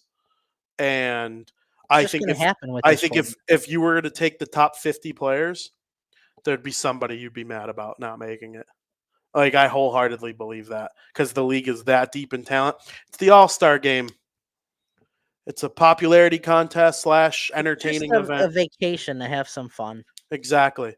Root for whoever's wearing your favorite team sweater to do well. That's the best way I'm going to look at it. And I'm not just saying that because finally I'm not sending Adam Henrique or the corpse of what was Patrick Elias or, bad players. It's like good players now that the Devils send, but it wasn't always that way. I sent my 50-point man. They sent Kyle Palmieri one year. Like, I think he was a Hall injury replacement too once. I think Hall made it 3 times with the Devils and went once. Yeah, that's the All-Star game. We talked about some people who made it. Connor Bedard's not going to go. Who would you name in his place? It's close. I wrote an article. Honestly, you're going to disagree, I think. I'd say Dickinson. I put Dickinson in the article. But I think you're leaning Kurashev. I don't care. It's splitting hairs. One has more goals. One has more points. I'd say Dickinson if it was up to me. Give it to Dickinson. You could make the third player I put was Mrazek. Mrazek's been outstanding, but you're not going to send Mrazek though, because better save percentage than Ottinger. I understand that, but you look at some of the other goalies, like I know got snubbed. Demko's going to make Demko, Bobrovsky, Swayman, Georgiev. They deserve it more than you're not sending Mrazek, even though he's been great. I know the format's cool though. Yeah, like 4 teams of 11 players drafted. So like it's gonna kind of be like what it was back in the day when it was Team Foligno and Team Taves, except there'll be 4 teams now. But I assume like the teams, because they're not by division, so I assume whoever's the captain is going to be team whatever versus team whatever, right? Yeah. What if Jack's able to play? If Jack Hughes is like the captain or something, it would be Team Hughes versus like Team. But what if 3 of the 4 teams were Team Hughes? Well, I guess that could happen, yeah. But it's not going to happen. No, I don't think Luke's going to make it. He's going to fall just short. He is going to fall just short. But like he would make it as of yesterday, right? All those guys on that list are the ones who would have made it. I don't know, because they gave like 9 goaltenders, and you said only 4 make it. Oh, you can only vote for 4, so that's why I assume for that.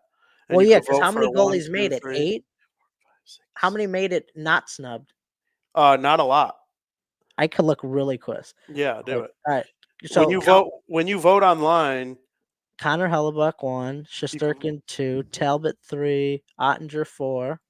Oh, only 4. Yeah. Well, wait, but only 4 more make it because there's 2 per team, right?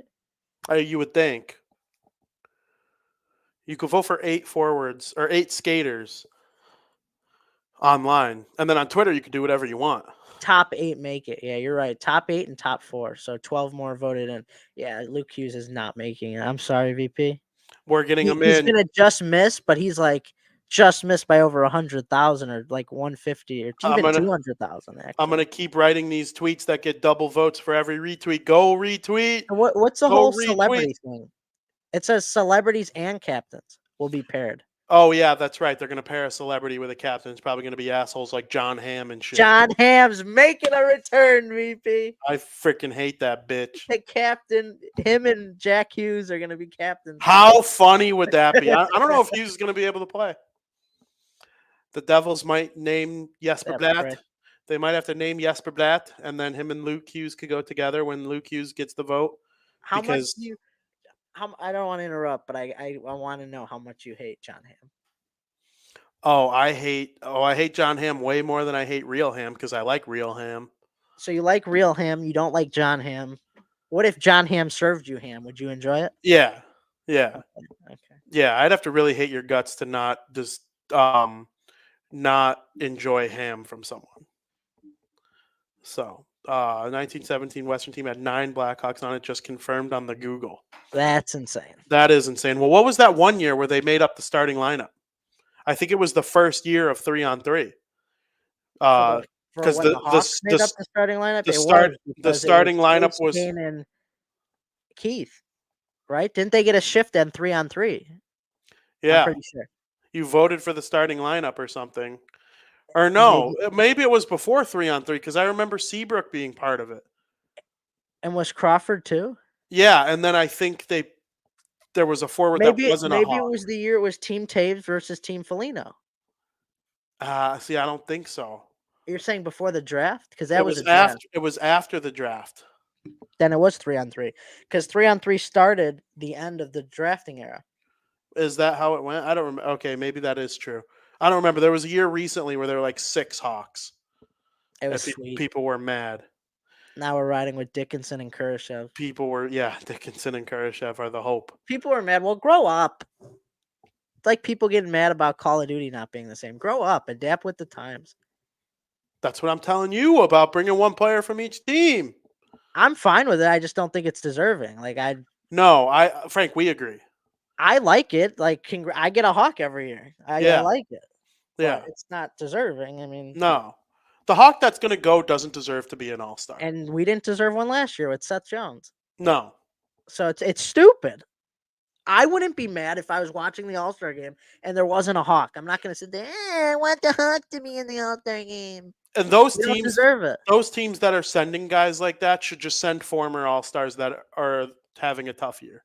That's what I mean. It's just stupid. Would you rather see? I'd rather see Ovechkin there than Tom Wilson. I agree 100%. I'm not going to just sit there and just whine because my guys aren't in the All-Star game. I'm still going to watch it and have a good time. Exactly. I'm going to watch Jack Hughes or freaking William Nylander take some nice rips or something. I don't care.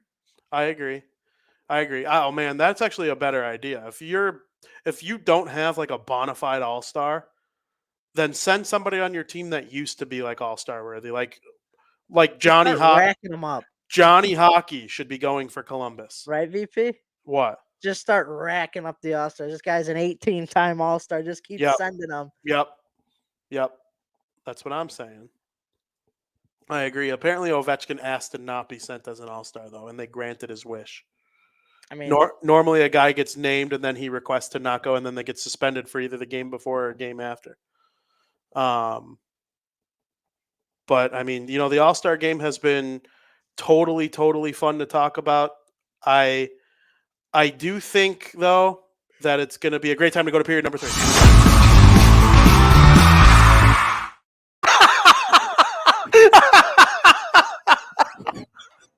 That was awesome.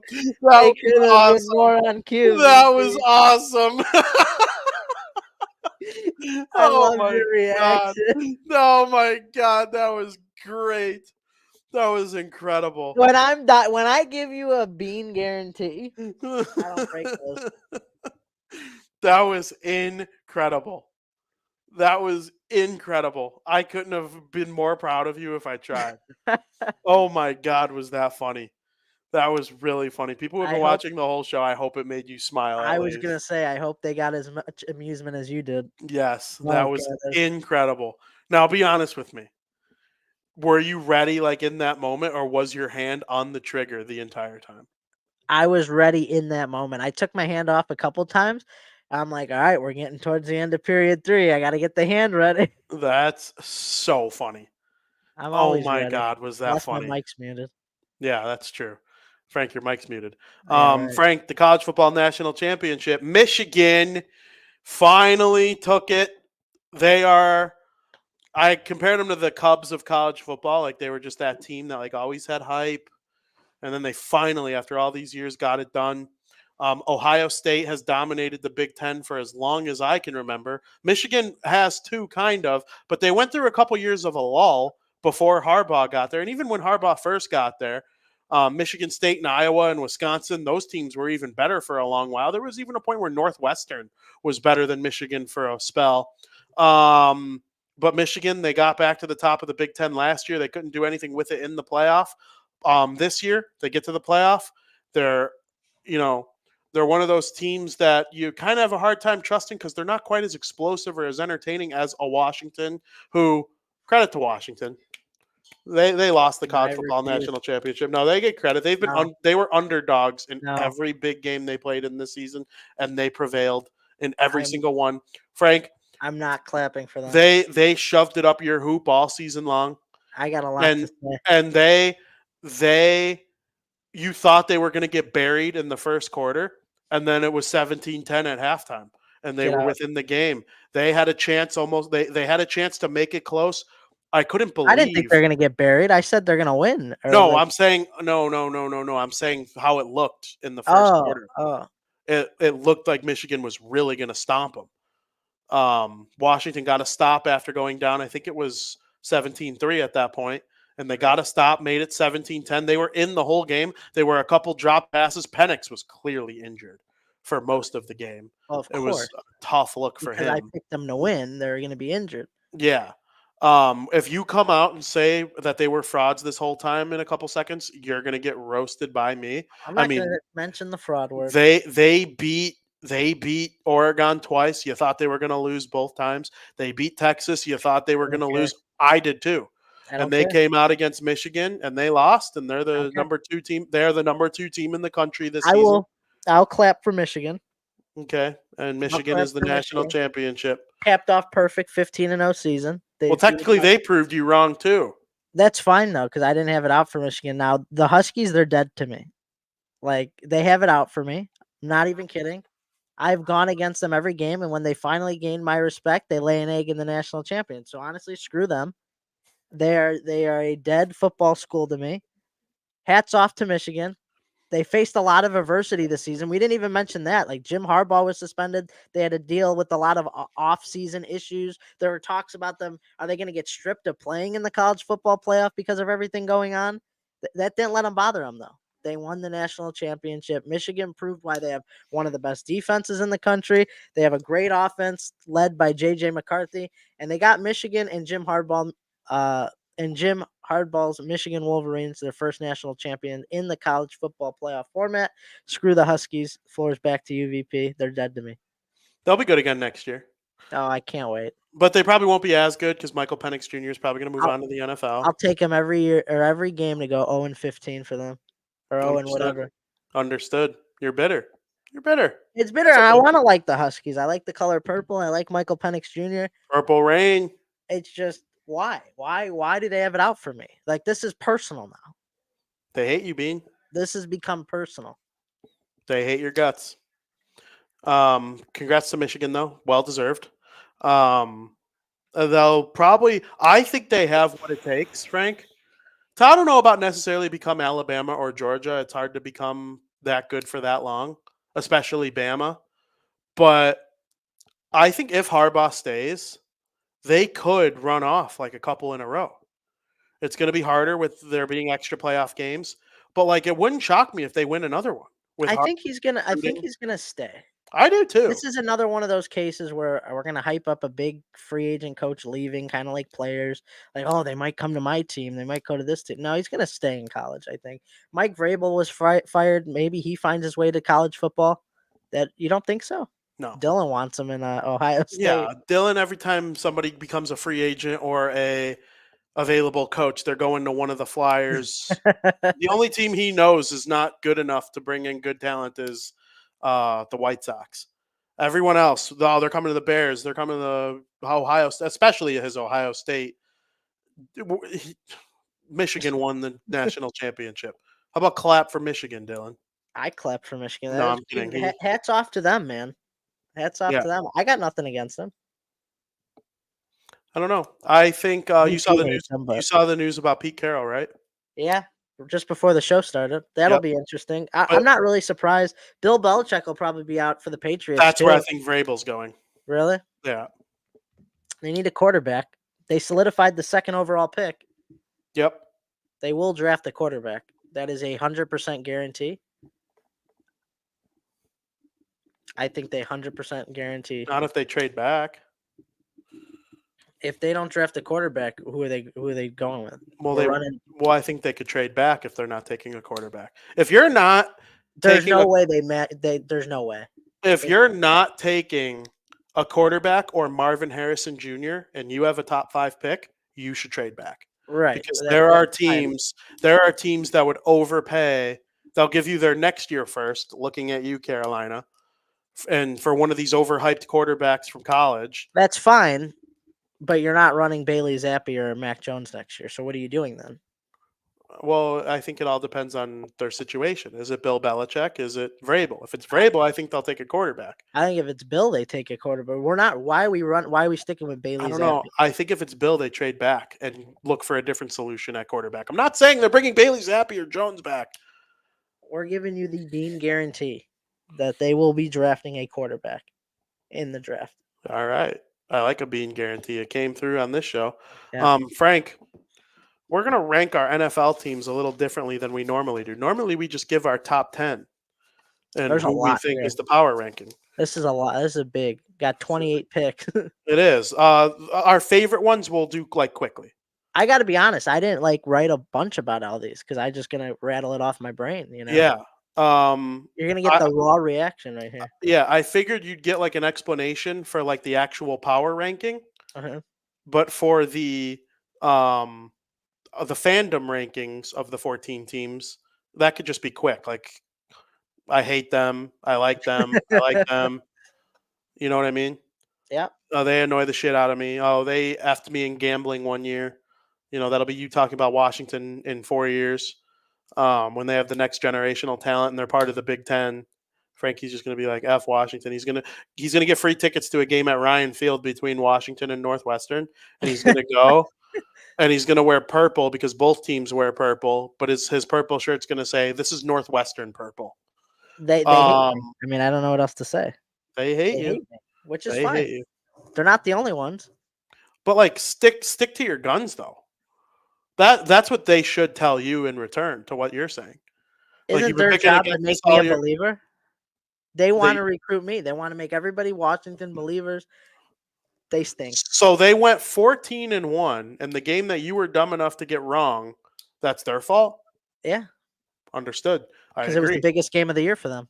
Frank, let's rank them in order of power rankings, starting with number 14. I think our lists are going to be... I don't know, actually. I think they'll be fairly different. 8 through 14 are hairy, but the top 5 or 6, I mean. I don't think our top 5 will be the exact same. I think we'll have 3 of the same top 5. Okay. 14, you said? Yep. All right, 14, I'm going with the Tampa Bay Buccaneers. Think of all teams in the playoffs right now, they have the worst shot to win. They were division champions, so they are hosting. They play the Eagles, right? Yep. Yeah, the Eagles, by no means are they this dominant force to be reckoned with. Down 24-0 at halftime to the Giants. They've lost 5 of their last 6 to close out the year. They've stunk. But the Bucs, to me, is another case of me wanting to believe in Baker Mayfield. And you the division was on the line the week before. You choked that game. Division's on the line against the Panthers, who stink. You couldn't go out and just blow them out in that division clinching game. I don't love their chances. I didn't love their chance preseason. I just think they have a huge uphill battle. So, given their route, I'm going with the Bucks. Least likely chance of winning the Super Bowl. Do I do? Do you want what now? Yeah, you could give, or no, I should. Should be I you. should go. Yeah. Yeah. I rank the Green Bay Packers last. Jordan Love's a dog.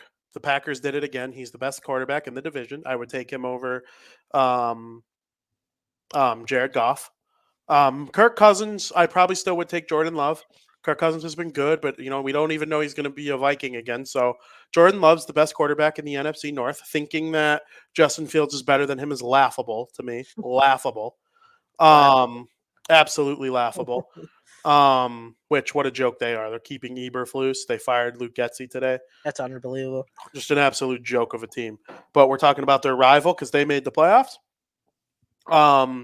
Yeah, I think the Green Bay Packers, I don't think they stand a puncher's chance against the Dallas Cowboys. I mean, we're not going to, don't make your picks. I shouldn't have said that. I'm not making my picks right now. Either. But I mean, I think the Green Bay Packers, there is one pick where I ranked the team lower and I picked the team they're playing. Because, and I'll explain why. The Green Bay Packers, they made the playoffs by the skin of their teeth. I like what they're doing. I think they have a bright future. I just don't see them as like a true threat to win the NFC. I really don't feel that way about any of these teams that wouldn't have made the playoffs prior to COVID anyway, because they added the 7th seed that year. I really feel that way about Green Bay. They're a good up-and-coming team, but I just rank them bottom. I don't think they're as good as the rest of the playoff teams in the NFC. And I feel similarly about this other NFC team that I ranked 13th, which is the Tampa Bay Buccaneers. I feel the same way as you do. If Green Bay were playing Tampa Bay, I probably would pick Tampa Bay. There's a lot of players on that team who have been there, done that in the playoffs. A lot of the guys still left over from when Tom Brady was there. They have a very interesting matchup with the team that they're going against. But, based on the fact that they won a stinky NFC South division, they didn't really punch you in the mouth like they probably could have down the stretch when they had a chance to clinch the division twice. Now, I do appreciate the way they played in the second half of the season to even give themselves a chance. If I were to ask you on December 1st who you think is going to win that stinky NFC South, you probably would have said anyone but the Buccaneers. Think I chose the Saints. The Saints and the Falcons seemed like the likely odds, and they were going to battle it out. Well, the Bucs made it where neither of them even had a chance to, be the division champions. I do find it funny that the Saints were so close to being a playoff team anyway. Like, if anyone would have told me at the end of the year that the second place team in the NFC South would have had a chance at the playoffs, I would have laughed at you. But I picked the Buccaneers to come in dead last in the whole league before the season started. That didn't even come close to being true. So out of all the teams in the bottom 5 of this list for me, they have the most respect for me. That's fair. My 13 is the Green Bay Packers. So we have our bottom 2 the same, just in a different order. But I agree with you. Jordan Love's he's been great. This team doesn't possess that like shock factor, that upset factor. It's going to be hard to go into Dallas and win. But the Green Bay Packers, they just don't have what it takes to win right now. I can't see them winning a Super Bowl with this team right now. Now, sure, in the future, if you build around Love, you're doing things the right way. They just weren't that like dominant force in the NFC North division. It was just you just didn't get that with the Green Bay Packers. One thing stayed the same. They owned the Bears. With or without Rodgers, the Green Bay Packers own the Bears. So it's just another year of sadness for Bears fans in that aspect, but I just don't think this Packers team is well-rounded enough to make a run this postseason this year. So I got the Packers at 13. 12, unfortunately, I got the Pittsburgh Steelers. I haven't looked at all the lines yet. They might be the biggest dog of the entire wild card weekend. I believe they're 10-point favorites or 9.5 point underdogs or 10-point underdogs. You're going to Buffalo. You're going to frickin' Orchard Park at Highmark Stadium.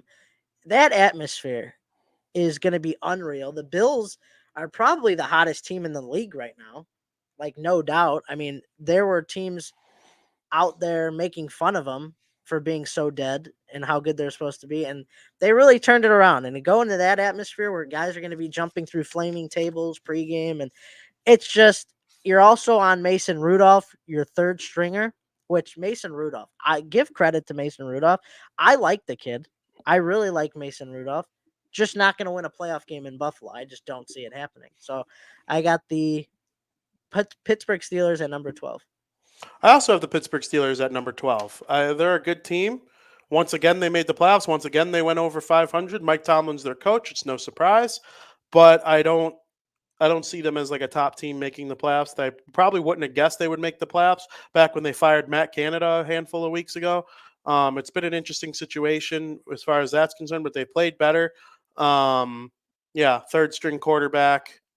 Defense is okay. The offense is not good. I have them at number 12. At number 10, I have the Houston Texans. Probably the most shocking team in the NFL this season. Because I would give it to the Buccaneers, but I'm going to give it to the Texans, the most shocking team. The Texans were bad last year. They might have been worse than the Bears. The Bears beat them last year. And then that miracle Lovie Smith call at the end of the season in Week 18 allowed the Bears to have the number 1 pick over them, and they traded it. They took the best quarterback in the draft. Listen, the only quarterbacks I definitively right now would take over C.J. Stroud going forward are Patrick Mahomes and Lamar Jackson and maybe Josh Allen. Right now, you can make a legit case that C.J. Stroud is the fourth best future from this moment forward. I know people who love Jordan Love, or there's Jalen Hurts, whoever your favorite quarterback is that isn't one of the three I named. Yeah, I'm sure there are some Trevor Lawrence. There are some compelling arguments, even though Lawrence was stinky down the stretch after his injury. He's just been amazing. When you have a quarterback that good, you start to get into the conversation. And they have a quarterback that good. If they pulled off an upset, I really wouldn't be all that surprised. I really, really wouldn't. I don't think they're going to, but again, it wouldn't shock me. They're great, and their quarterback is great, and that's the biggest factor to any power ranking of an NFL team, in my opinion. I agree, VP. They were your 11, right? Yep. My 11 is the Los Angeles Rams. A little lower than most people have them on their list. I do think they're very dynamic. This is a team that's been there, done that before. They got a dangerous offense. They got Super Bowl winning experience from a couple of years ago. Matthew Stafford, Cooper Kupp, Sean McVay. They're all in a groove. You got Puka Nakua, whatever his name is, Kyron Williams. This team's good. As far as winning this year, though, could it happen? Absolutely. I'm not discounting anything. If I had to choose one of the most surprising teams, or one of the 14 teams, would be the biggest surprise, I'd probably choose the Los Angeles Rams. But I just, in my heart, compared to some of these other teams, if they had to go up against them, I don't know. I probably wouldn't see them making a far run this year, which is why I have the Joey's calling me now. What an idiot. He calls you, and then he calls What a me. moron. Do I answer it and put it on? Yeah. Just What's say up, football. Bardown? What a moron. Honestly. He's just a dumb human being. He said that's a bad look. Could you hear him, VP? Yeah, I heard him. It is a bad look. He's a moron. The dude calls both of us mid-show multiple times. I lose track of my days. I don't know what you want me to say. How do you lose track of your days? You have a job. You have a job that you have to get in your car and drive to on days you work. Yeah, but that's the good thing about my job. I lose track of days because it's Thursday, and I'm like, holy shit, where did the week go? I wish I had 3 more days of work because there's too much to get done. That's where I'm at right now. That's how you know you like your job. It's funny because we're talking about football. No, you guys talking about football. It's right on cue. It's Wednesday. What else are we talking about? We only talked about hockey for literally the longest time we've talked about hockey this season, I think. We're an hour 49 in, and we just started football. Yeah.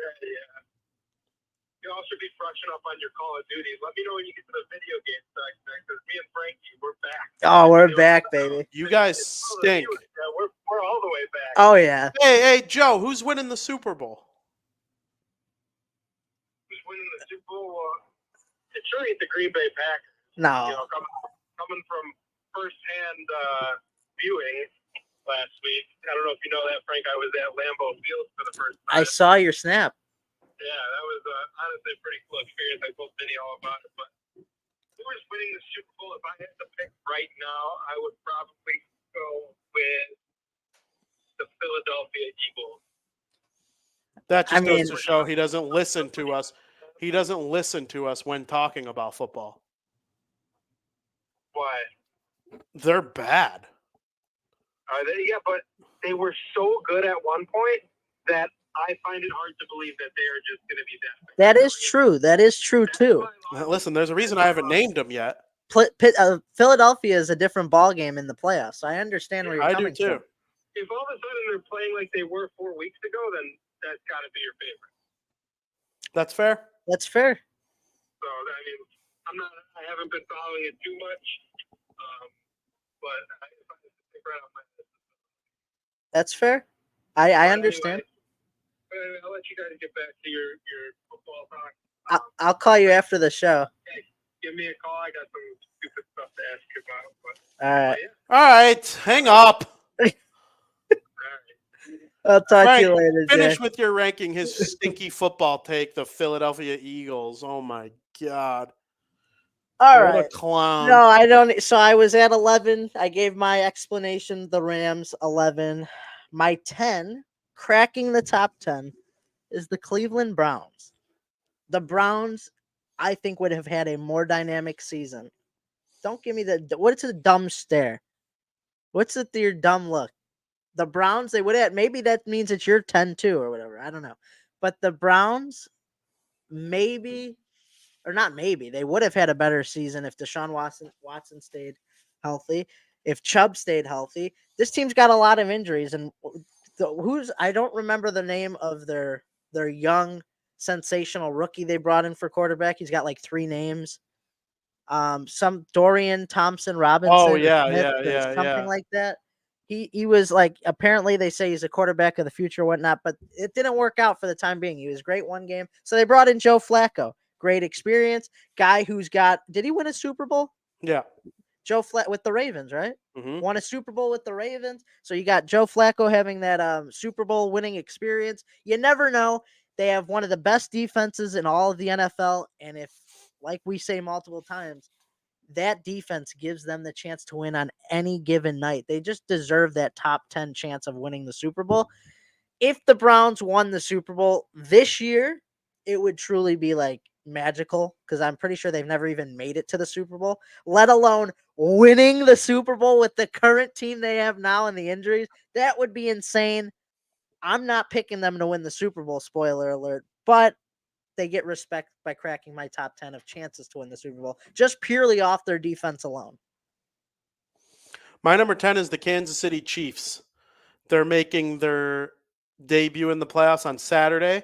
It'll be Taylor Swift's playoff debut, and it's coming to you from Peacock. You have to have Peacock to watch the game when they take on the Miami Dolphins on Saturday night. The Chiefs, the receivers drop a lot of passes, and Patrick Mahomes still threw for well over 4,000 yards and had a borderline, top tier season. And they went 11-5. Yeah. I mean, Unbelievable. it's the quietest 11-5 I've ever heard. People think they stink because they're not as pretty looking as they have been in the past 5 years or so. But I mean, thinking the Chiefs aren't one of the best teams in the NFL to me would be malpractice on somebody who talks about football's part. They really, really are. I don't care that they got guys. If the guys don't drop passes in key moments, I think that'll be the question mark and what could lose them a game. But they still have number 15, and Kelsey's looked old. Right. There's no doubt he's looked old and, not as, strong on his feet as he once was back in the true prime of his career. The same thing happened to Gronk, late. He was still able to make big plays in big games. I still think Kelsey can do that. I have them at 10. At number 9, I have Joey's Super Bowl winner, the Philadelphia Eagles. Listen, been in the top 3 for most of my season, and they've really fallen off in December. And yes, do I think the playoffs are a different atmosphere and they could decide to just turn it on? Absolutely, I do. Their offensive line is getting old though. Jason Kelsey is still really good, but he's not the best center of all time like he has been in his career. I think when he retires, he will be in the Hall of Fame. He will go down as the greatest center who ever lived. But the Eagles better hope that a lot of plays find their way to the 1 yard line so they could punch them in with the tush push. Because I don't think they're as dynamic and dominant as some of the teams I ranked ahead of them. I have Philly at 9. Very interesting. Our lists are pretty different, but I like that because of our reasonings are different and why we have them there. Number 9 is the Houston Texans. Now, I have them rated higher than the Browns, and I know the Browns blew them out back in Houston in Week 16, but that was without C.J. Stroud. With C.J. Stroud back, this team is dynamic. I don't like the little looks you get. I'm just gonna put up a square when I talk, so I don't get distracted by your dumb looks. There we go. I know with C.J. Stroud back, this team is dynamic. He's a game changer. But the issue I have with the Texans is their consistency of their defense. Against the Colts, they didn't look. I mean, I thought the Colts. Now you're just distracting me even more. What are you doing? Against the Colts, I honestly thought the Colts could steal that game away, and that says a lot about how well I think the Texans are. Yet I thought they may have lost that game because the Colts beat them early in the year. It's tough to beat teams multiple times in a row, but C.J. Stroud has been dynamic. I think him alone being quarterback's a game changer to win any game. So I'm going to take the Houston Texans at number 9. Number 8, I got the Detroit Lions. I don't trust Detroit. I really don't trust Detroit. Besides the Cowboys, I think they may be the biggest frauds in the playoffs this year. Never really trust them. There's a reason why they haven't won a home playoff game in 30-something years or whatever it is. There's always that chance they get upset by the Rams. Not spoiling any picks here, which side I'm going to take. But, I don't trust Jared Goff. I mean, I don't have any other reason of why I have them here. They're not bad. They're not a bad team. They finished 12-5, so I'm not going to put them bottom of the barrel to win the Super Bowl, but I'm not going to make them overly high either because they're just one of those teams that showed flashes of choking this year, that they almost lost to the Bears.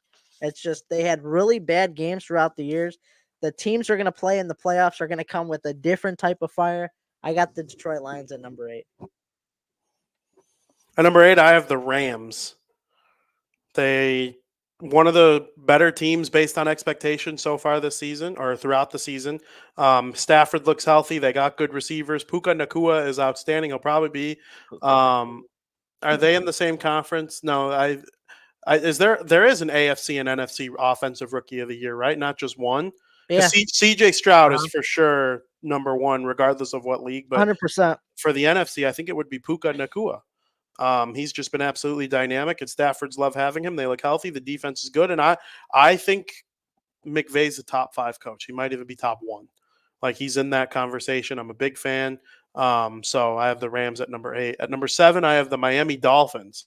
For a lot of the year, I called them frauds because they couldn't hang with the best teams in the league. Now, they hung with the Bills on Sunday, and it was a tight, close playoff game, and they didn't have – did they have Hill? They had Hill. Week? Yeah. Yeah, they had Hill, but not Waddle. No, Waddle did not play. If Waddle plays, if they both play, they're dynamic. Now, we'll get to a problem I have with the game that they're going to play this upcoming week. But, I think they're a little less fraudy than I thought, but they're still a little fraudy. But there's no denying the talent. It's on their roster. And I like McDaniel a lot. He's so funny. He's funnier than anybody would think, too. Like, I remember when he first got hired. When he first got hired, he went to the Pat McAfee show, and it was like 4 years ago. So the show wasn't what it is today. And they asked him, like, what are you going to do to, like, kind of turn this franchise around? Because the Dolphins were stinky for most of our life. And he goes, we're going to score more points than the other team. I like him a lot. He's so funny. He's just got like this dry sense of humor that's hilarious. I am a big fan of his, so I have the Dolphins at 7. Did you do you have to do the next one too, right? I did 8-7. Who was your 8 again? Los Angeles. Oh, yeah. My 7 VP is also the Miami Dolphins. For many of the reasons you said, if the offense or if Tyreek Hill is triple covered, double covered, if he's shut down, this Miami offense is nothing. We saw that the one game that he got hurt and he kind of limped around. He wasn't the same the rest of the game. I mean, his slogan is "Cheetahs don't get hurt" because they call him the Cheetah. Well, he did get hurt and he didn't look good, and the offense faltered. And at the end of the day, they are frauds in a way. They haven't beaten good teams this year. The only good team, in quotes, that they've beaten is the Dallas Cowboys. And I mean, that says a lot about the Dallas Cowboys because you know how I feel about them, but they haven't really gotten that big win. I believe you told me like after week 8, however many wins they had, they were all like combined wins of teams that had a record of 5-25 or something like that. I don't remember what week it was exactly, but it just goes to show you that when it's up for a big game, when the division's on the line against the Bills, I mean, they can't get it done. Their defense is actually pretty bad, and that scares me this postseason. But number 7, we both agree with that. I'm going to keep them at number 7. Number 6, I got the Philadelphia Eagles. They're lower on your list. Joey picked them to win the Super Bowl. I wouldn't go that far, but this team could look different come the playoffs. They have an easy path in the playoffs, easier, I should say, but nothing's really been easy for this team so far. The stuff that has been easy, they've made it way harder than it needs to be or totally shit the bed in general. But I do think teams like the Eagles or like the Chiefs do come up in big games like this and, have that little sense of urgency. We always say like with the Browns having that good defense, it always gives you the best chance to win. With the tush push, it gives you the best chance of converting big plays or the small gain plays. They could, if you told me the Eagle, like if I went off the grid till the end of February and knew nothing about sports, like the Big Brother house where you have no phone or something like that, and in February 26th I came out and you're like VP, or you told me you're like Frank, the Eagles won the Super Bowl. I'd be like, okay, I'm not surprised. I'm not gonna be like, they did. Like, I'd be like, okay, yeah, it kind of makes sense. So for that reason, I got him at number 6. That makes sense. At number 6, I have the Detroit Lions. I'm very wishy-washy on their playoff game, but I think based on what they've done this season and how they've looked all year, first 12-win team Lions I've ever seen. First division NFC North division winning Lions I've ever seen. They deserve my respect. I'm giving it to them. They're the number 6. I like the coach. I like the quarterback. I have the good defense. This guy on defense, Hutchison, he is unbelievable. Just absolutely unbelievable. He's great. Complete game wrecker out there. They have good receivers. They are well coached. I like MCDC a lot. He gonna go out there and he gonna fight for his boys. And sometimes a good coach like that, he galvanizes the troops. The Detroit Lions have been galvanized all season long. The NFC North was better than people initially prognosticated before the season started. The Bears are one of the better last place teams in the league this year. I still think they're a joke of a franchise with how they're handling things going forward, and they're probably going to F it all up again. But the NFC North was good this year. And the Detroit Lions taking care of business and never faltering from where their early season trajectory have them. I put them at number 6. At number 5, I put the Dallas Cowboys. The Dallas Cowboys have kind of proved me wrong. I think Dak Prescott is the best quarterback in the NFC right now. And if you have the best quarterback in your conference, you have a chance to come out of your conference. You're going to call them frauds. That's fine because they have been frauds for so long. But I think as times are to adapt, come with it. And right now I don't see how the Cowboys can't be named as one of the top teams in the NFC right now because of the fact that they have Dak and the defense is really good. And Mike McCarthy started calling plays and all of a sudden this offense looks like it hadn't in years. And he went like a decade without calling plays, which is wild. But I said for a long time I hated the Cowboys. They were my least favorite team in the NFL. I rooted for Green Bay over them in the playoffs one year, the Dez Bryant game. just because that's how much I hated their stinky fans down there in Dallas. Well, let me tell you something right now. With how putrid the quarterback play in the NFL has been this season, Dak Prescott has not been one of them, and I think it'd be great for the sport of football if the Dallas Cowboys found their way to a deep playoff run, if not the Super Bowl. So I rank them at number 5. Interesting. Number 5 is the Kansas City Chiefs. I didn't want to put them this high. I really didn't because of what we've seen all year. Like you said, they drop passes. I mean, they're just nothing looks right out there. Patrick Mahomes just doesn't seem just normal this year. But I feel it would be wrong of me to doubt Andy Reid and Mahomes during this time of year where they shine. Like they are another team like the Eagles, or if you told me they won the Super Bowl, I mean, I wouldn't be. I'd be a little shocked the way they've played this year. But Andy Reid and Patrick Mahomes thrive at this time of year. I mean, they're not on my Mount Rushmore to win the Super Bowl this year, but I had to give them a little respect for their experience. If there's a quarterback that knows how to win big games in the NFL right now, it would be Patrick Mahomes finding a way to win. We'll see what happens in terms of that, but I just don't want to look dumb. I don't want to predict like them being dead and then they pull Edmonton Oilers on us and then they end up making a run and I'll be like, well, Hey, why? that's a ricochet shot towards me, and I don't appreciate it. I'll be like, well, why did we put the City Chiefs so low? Are we that stupid? So I'm putting them at 5. Little respect to them at this time of year. Love playoff football. We'll see what they could do. Number 4, I have the fraudulent Dallas Cowboys. But hey, I give them the respect they deserve. They're at 4. They're on my Mount Rushmore teams to win this year. They are gonna be home for a majority of this playoffs because they did win the division. They're the 3 seed in the AFC or in the NFC? I believe they're the 2 seed. 2 seed? Yeah, they're the 2 seed. So yeah, so because they're playing Green Bay, who's the 7th seed for sure. So if they win their game this weekend, they'd have another home game. So that's going to bode well. They'd have a home game any game they play unless it's against San Francisco. Right, which would be in the championship, the NFC championship, if both teams met. So in that case, yeah, I'm going to ride with the Cowboys and say they have a very good chance. They're dominant at home. We have seen flashes of life on the road. I'm not going to lie. Their offense has been dynamic on the road.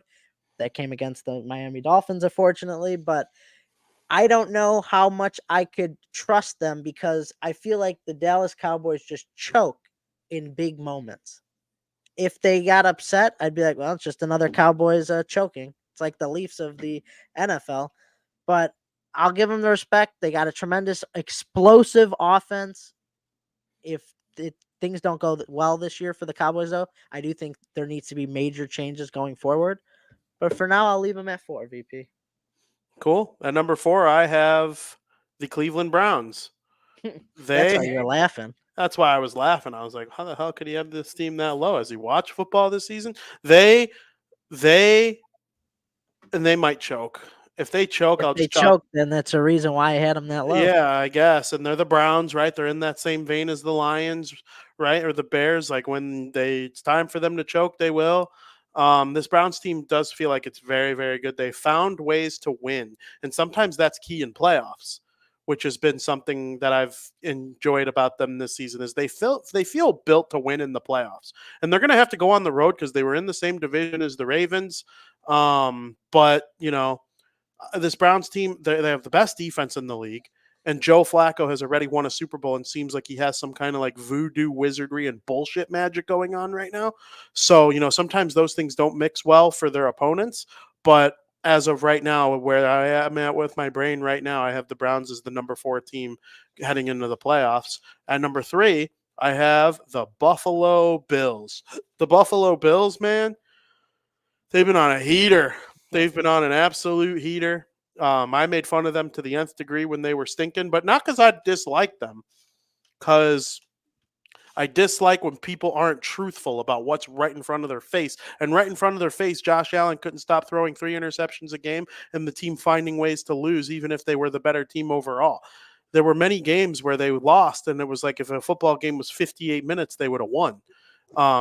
I don't love the defensive head coach thing that they got. I do think I could see them being a team that, like, how often do you see a number 3 seed or a number 2 seed, lose one playoff game and then fire their coach right after. Like, that wouldn't shock me if that were the case, if the Bills somehow got waxed by Pittsburgh. I actually would call it likely that they fire their coach if they got waxed by like the one of the lower seed teams. But I don't see it happening. So I do think the Bills, they're dynamic. Josh Allen is one of the best quarterbacks in the NFL. Their defense is good. I think they could win lots of playoff games and potentially even be in the Super Bowl. So I rank them at number 3. Number 3 for me is also the Buffalo Bills, VP. They are dynamic. They are on a heater. They are the hottest team in the NFL right now. I think they could beat anybody in the playoffs. That atmosphere playing in Buffalo, it's going to be hard to hear for anybody that has to come in. I do like Sean McDermott, though. I know you don't like him because he's defensive minded, and it doesn't always work out for the way that this Bills team is ran. But overall, I do like him. I like his attitude that he brings to every game. He is a true dog, like you'd say, and who wants to win every game. That play to end the half against the Dolphins, he was irate that it was thrown inbounds in the field of play with no timeouts left with 7 seconds. That's not his fault if he tells Josh Allen to do something and Josh Allen reverts, or if the offensive coordinator tells him to do something or not, that's not his fault. But this team as an overall, I think going into Buffalo is one of the hardest places to win. It's like going into T-Mobile Arena in the NHL and winning at the Fortress or stuff like that. It's a loud atmosphere. It's going to be cold. The Bills are in their weather. Not only that, but man, this team is just, I forgot what I was going to say, just like on the spot. But this Bills team, listen, you get my raw reaction of it when I got nothing written down for it. I want to do my raw. You were just like going off. It's your team in the playoffs. They're going to be the team you rank number 1 in a couple of minutes when we rank them by our bias. So, I mean, you just were basically spewing all over the place about the Bills. It's the Bills, man. I want to put them 1, but can't. Because you put who at number 2? Number 2, San Francisco 49ers.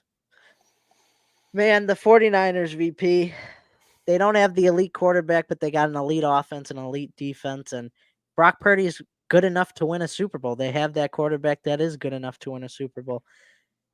They had their ups and downs. That 3-game losing streak in the middle of the season, I think, was the best thing that could happen to them. It helped them a lot more than it hurt them, actually, in the long run, and they still managed to get a bye and be the number 1 seed in the NFC, so good for them. We'll see what happens. They're going to be a tough team to beat. They're going to be fun to watch, I think, and as long as Brock Purdy stays healthy, they have a very good chance of going to the Super Bowl. I couldn't agree more. I also ranked them at number 2. I think they probably have the best roster in the NFL. If they had Lamar, I think they'd be 1, and the team that's 1 would be 2. I do think they're a quarterback away from being seen as that like flawless team. And listen, Brock Purdy, he might be that guy. I don't think he is like this game-breaking type quarterback, but they could win a Super Bowl with him, and they just might. They just might. If he's the 10th best quarterback in the playoffs, then they'll win the Super Bowl. Like, I could see that happening. Their defensive edge rushing work is real good. And, I just like the way they do things as an organization. They always put their best foot forward to win. They made some acquisitions at the trade deadline. And Kyle Shanahan is one of the best offensive minds this league has ever seen. And I think that gives them an advantage too. And that is not why I think Brock Purdy has had success either. I think it certainly helped him and helped him grow his game. But then, like, why didn't Trey Lance work out? Why didn't Jimmy G work out? Like, there are all sorts of things. Like, Bill Belichick made Tom Brady. Well, yeah, Bill Belichick helped Tom Brady in every way, but every other quarterback Bill Belichick ever had failed.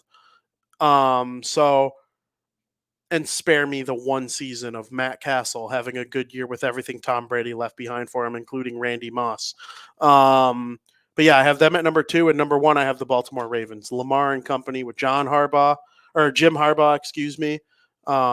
He's looking to be the next Harbaugh to add a championship to his resume this season. So we'll see if the Ravens are able to get it done. They are the best team, I think, overall, because the quarterback is a position, and it's a very important position, so a lot of stock is put in it. That's the tiebreaker for me when you put them up against the San Francisco 49ers. But as of right now, I have them as the number 1 team in the league.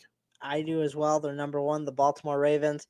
I mean, I think they're number one on a lot of people's list. I think many people watching or listening are going to agree with us. The Ravens, they're incredible. They're so like elite offense, elite quarterback, elite defense, top three.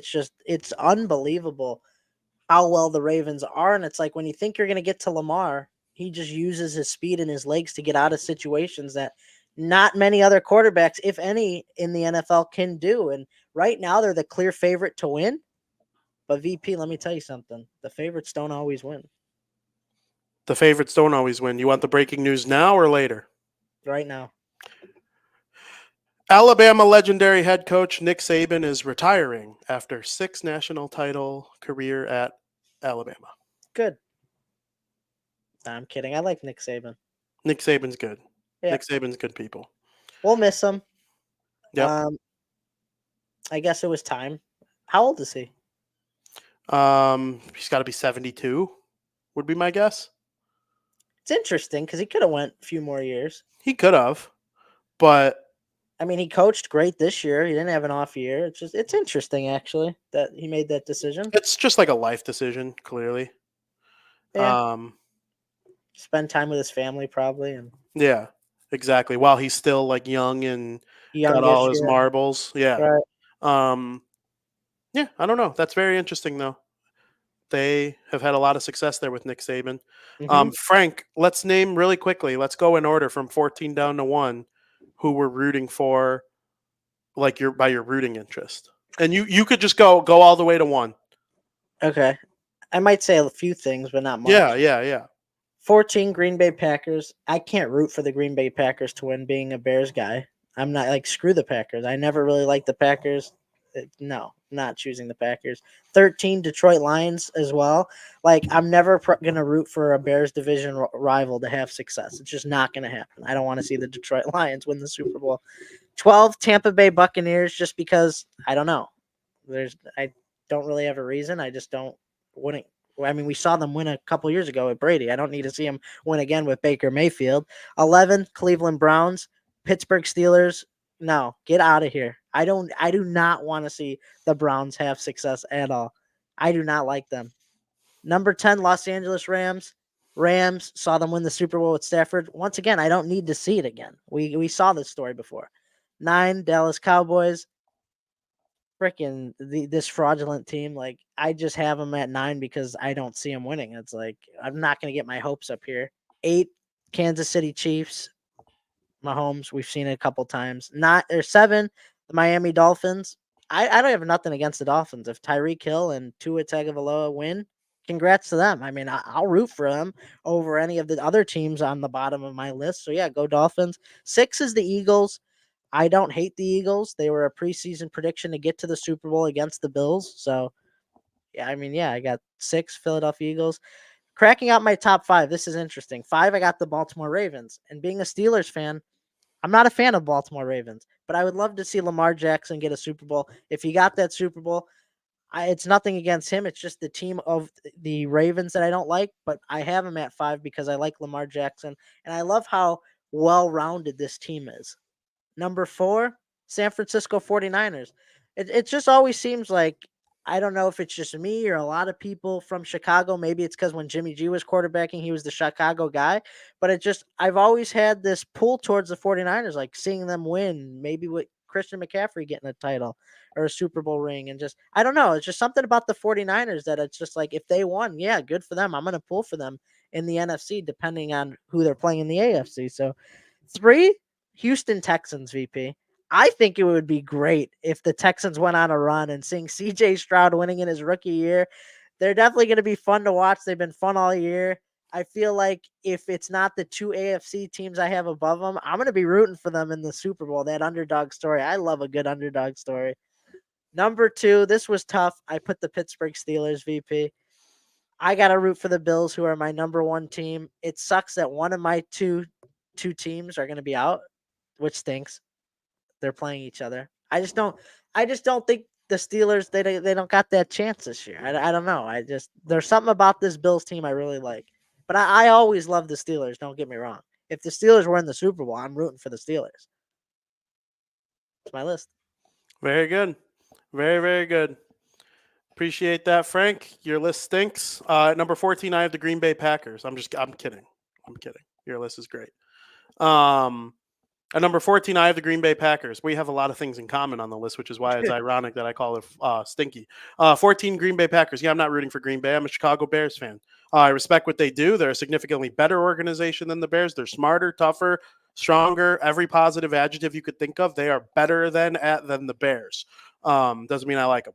13, Detroit. They're the only division rival of the Bears I don't despise, but I'm not rooting for the Super Bowl to come through the NFC North if it's not coming through the city of Chicago. If the Vikings had also made the playoffs, I would have sandwiched them in between the Lions and the Packers. But, Detroit, they're fine. I don't hate them. I don't vehemently hate them. I just don't want them to win the Super Bowl. And number 12 is the Philadelphia Eagles. Again, similar thing. They were the Cody Parkey team. I love Philly. I love Philly sports. I think they do a great job there as fans, and I want everyone there to like all the sports. It's a top 5 media market in the country, top 4 media market in the country for sports. So good for them on that. I just don't want to see them win the Super Bowl again. At number 11, I put the Rams. Again, I like the Rams. With them winning the Super Bowl at Stafford in that first year was one of the easiest things I've ever foreseen. But they got it. Don't care to see them do it again. At number 10, I put the Houston Texans just because I think Stroud could win like 3 or 2 or 1 at minimum. So like their time will come eventually. There are some other teams I'd rather see get it done before it's too late for them. We're not even close to it being too late for the Texans.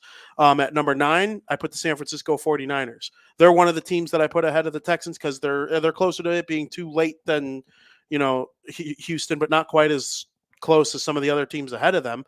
San Francisco is an NFC team. I've seen the Bears play good games against them, but they have never really bothered me. I've actually kind of liked them and appreciated them as like a stalwart team in the NFL, one of the more important teams to the NFL as a whole. So that's why I have them at number 9. 8, I put the Dallas Cowboys. Would have had them at 14 3 years ago, but my hate for them has evaporated a little bit. I'm sure it'll come back. Their fans suck, but the football team itself, I think, would be good for the NFL in a season like this one to have them make a deep run. The world needs to see good quarterback play. Again, the Dallas Cowboys will give it to you as we stand right now. And I apologize for every negative thing I've ever said about Dak Prescott. He had a really good year and deserves to be mentioned in the top 10 of quarterbacks and the top of the NFC. At 7, I have the Miami Dolphins. Yeah, they're fine. I appreciate how well they played. They're exciting as all hell. If they were in the Super Bowl, I would call it, hey, we're in for a treat because they're going to make some plays. So the excitement factor is why I have them as high as I do. I have no ties to Miami or anything like that. Again, I want people in Florida to like sports. So I cheer those teams on for that purpose. Like, how I feel about the Florida Panthers and Tampa Bay and all that. So I put them at number 7. At number 6, I put the Baltimore Ravens for a similar reason as you. Yeah, I like the Ravens. Baltimore's fine. It's a cool place to be a sports fan. And I really like the Ravens uniforms and colors. They're nice and spooky. I mean, they're literally named after an Edgar Allan Poe poem. Mm-hmm. So, they're cool, but the Lamar Jackson thing, if you don't think he's a top 5 quarterback, then I don't know what to tell you. Like, he is one of the true best, and he deserves a Super Bowl, just like all the other greats in the league. I wouldn't mind seeing him get one. Number 5, the Kansas City Chiefs. They're just fun to kind of have around. Like, once they're eliminated, there is a little pizzazz taken out of the NFL, I feel like. Like, you're all of a sudden out of Mahomes, no more Kelsey, the Taylor Swift story's gone. Like, I don't know. There's just all sorts of things that are erased from the NFL if the Chiefs go away. I feel like they are one of the marquee franchises in the NFL right now, and they make football just a little bit more fun. At number 4, I put the Pittsburgh Steelers. I've always been a Cy Yinzer. Okay, I've enjoyed Pittsburgh sports for a long time. I've been to Pittsburgh. I've seen what kind of like a blue-collar hardcore city it is. Really love Pittsburgh. They'd probably find their way in the top 5 if we did this list for every single sport. I wholeheartedly believe if the Pirates were in the playoffs, they would be in my top 5. Because, you also there are probably 5 teams I like more than the Steelers, but they don't all make the playoffs at the same time. Mm-hmm. So I honestly think the Penguins would be and Steelers would be in the top 5 no matter what. The Pirates probably, but making the playoffs, though, those teams don't always make playoffs. I could almost guarantee that in every sport, Pittsburgh would be in the top 5. Love Pittsburgh. Number 3, I put the Buffalo Bills. I honestly think you tinkled your pants when they won over the weekend, and that was just a regular season win the division game. They were still going to the playoffs either way, and that's how you reacted. I want to see more of that. They are number 3 on my list strictly for Vinny Parisi watching Frank Mueller entertainment purposes. At number 2, I put the Tampa Bay Buccaneers. The Bucs are a team Tom played for, and the teams that Tom played for will always be my second and third favorite teams for as long as I live. It's been the Bears and Tom Brady my whole life. I don't know what to do with myself now that Tom is retired. This is my first season since he was injured in 2008 when I went into the playoffs once the Bears were done with, like, who the hell do I root for? It's always been easy, because once Tom's eliminated, if he ever got eliminated, it wasn't a Super Bowl year. There was only like one game left anyway, usually. So it wasn't. But this year, I am entering a playoffs with no Tom Brady or Bears. I had to do this list, and I did it with my heart. I feel like I'll always root for Tom Brady's teams, New England and Tampa Bay, for as long as I live. As long as they're not playing the Bears. If Tom would have played against the Bears, I probably would have rooted for Tom. But he's gone now, so I'm all Bears, but his former teams are forever ingrained in my heart, but this year specifically. And a lot of years going forward, I feel like, because of this storyline. My number 1 team that I'm rooting for so bad, I hope they absolutely pound and dog pound every opponent they play the rest of this way. The Cleveland Browns. You hate them. They hate you. They're going to shove it up your hoop for the rest of the season, just like they have been all season. There's no way they make the playoffs. We were at timeout dummying our wings. The wings at timeout are Cleveland Brown colors. That's what's so great about the whole thing. If you get Buffalo wings. If you get Buffalo wings. And then again, Buffalo haunting you when Buffalo pounds them in the playoffs. Well, they're not even really Buffalo at timeout, but that's a different argument. They're just playing hot sauce. They're actually not Buffalo at all. But they are Cleveland Brown colors. The Buffalo Bills are the home of the Wings. Maybe if they play each other in the playoffs, we'll have to watch it from timeout. Can't wait. Ooh, do I love the Cleveland Browns. I have my hat here with me in Wisconsin. I've been wearing my Cleveland Browns gear. Let's go Browns. Stinky.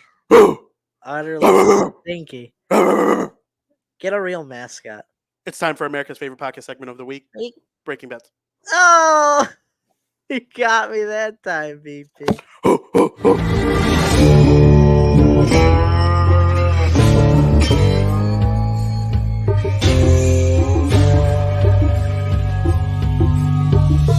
Where's my money, bitch? I got you, bitch. You thought you'd be rid of the bean guarantee. I'll continue. The bean guarantee was for the third period. It was for the third, but you thought it would continue for the rest of the show. And in order to do that, I called an audible and I said we'd make our picks in the Breaking Bet segment because you are kind of taking our betting picks here in the Breaking Bet segment. So, Frank, let's go through real quick before you get into the typical Breaking Bets portion. And to be fair, I don't have any NFL picks for Wild Card Weekend. There you go. So we're going to go through these them. picks. It'll be these Exactly. So, Frank, the Buffalo Bills against the Pittsburgh Steelers. The Buffalo Bills, I'm going with. I don't see the Steelers winning with this team in Buffalo in that atmosphere, in the cold. I don't see it. Fair enough. I'm actually also going to take the Buffalo Bills. I'd be shocked if Pittsburgh wins. If Pittsburgh wins, though, it would be the most Pittsburgh thing of all time to have just another mediocre season, create an upset in the first round of the playoffs. We've seen it before. Then go Steelers the rest of the way, man. Your Super Bowl hopeful is. Did you do Pittsburgh first? For what? On your bias ranking, or did you do Buffalo first? Buffalo. You did Buffalo. That's right. One of my 2 teams, like you said, is in the second round. Yes. All my top 5 are going to be out first round. No, I'm kidding. That's impossible because I have the Steelers and Bills. All right. So, I have the Buffalo Bills. They're more talented at every position, except coach. Kansas City versus Miami. I'm going with the Chiefs. Just because, like I said, Andy Reid, Patrick Mahomes thrives in these types of moments. Dolphins, prove to me, that you could beat a top team other than the Cowboys. This is your chance. Make a statement. Going Chiefs. I also picked the Chiefs. I think they're going to beat the Dolphins. They're more experienced. The Dolphins are a little choky, fraudy. I don't know what they're like. The Mets of the NFL. They just kind of remind me of that way. I think the Chiefs are going to get it done. That was the last second pick because I circled them both on my sheet. But I'm going with the Chiefs. The Houston Texans versus the Cleveland Browns. Go ahead. I'm definitely going with the Houston Texans. This is a huge payback game for the Texans after getting blown out without CJ Stroud. This team is hungry for revenge, VP. I'm going the Houston Texans. Get the Browns off my TV screen. The Cleveland Browns are going to go into Houston and destroy the Houston Texans. CJ Stroud has no clue what's coming. He's going to look down that defense for the first time in his life. And Joe Flacco is going to be picking apart the defense. The Texans' defense is okay, right? Like they were good enough to win a division. Inconsistent. Their offense is where they make their money, and their offense is the part that's going to go against the Cleveland Browns. Is it past defense. Joe Flacco's bedtime, though? Is he allowed to stay up for the game? I think the retirement home said that he could be out late past curfew for the playoff games. Okay, that's it. He's got to be home within an hour sure. within an hour of the playoff game ending. Though I got the Cleveland Browns. We have our first rivalry of the Bardown postseason in the NFL. Cleveland versus Houston. All right, moving over to the NFC. The Dallas Cowboys versus the Green Bay Packers. I got to go the Dallas Cowboys. They're elite at home. Green Bay just aren't as dynamic as the Cowboys are. And if the Cowboys don't win this game, then I don't know how I ever rebound, never calling them frauds again, because I do think they're fraudulent. But if you lose to the Packers in a first round playoff game, in a game you should dominate, then it's like you kind of lose respect for the Cowboys. But I'm going with the Cowboys. Okay. Frank. The Philadelphia Eagles versus the Tampa Bay Buccaneers. Are you going Cowboys? Oh, yeah. Sorry. I thought, I'm going the Dallas Cowboys. The Dallas Cowboys, I don't think it's going to be close. I think Green Bay is a nice story. Jordan Love is a very good quarterback. They'll be back. I wouldn't be shocked if they win a Super Bowl with Jordan Love. Green Bay is a smart, good organization that does stuff like that. I understand why they were a little weird with Aaron Rodgers towards the end. He's a weirdo. I wouldn't want to be surrounded with him anymore either. They move on. Green Bay, you're done. Dallas is going to win. Correct. So we move on to the Philadelphia Eagles versus the Tampa Bay Buccaneers. I'm going to go with the Eagles, obviously. I mean, they did lose to the Giants. They lost to the Cardinals. They lost to the Seahawks. They lost to the Cowboys. They lost to the 49ers. Their only win in their last 6 games was against the Giants that they had to squeak out. They don't look good, but I do trust them in a playoff game with more experience than Baker Mayfield and this Tampa Bay Buccaneers team. I understand. I'm going to be so freaking mad if Tampa. Like, I like Tampa. Like, I just gave over my Tom Brady soliloquy, but I'm picking Philly. But I'm going to be livid if Tampa Bay wins because I want to pick them. I pick them so bad. The Eagles, they have looked like such dog meat over the last handful of days or weeks. They've just looked so bad. And, like, you blink and they're down to the Giants big. Or, like, what? And if the Buccaneers come out and score 2 quick touchdowns, I'm going to be like, you idiot, Vin. You wanted to pick Tampa Bay and you didn't have the balls. I don't have the balls.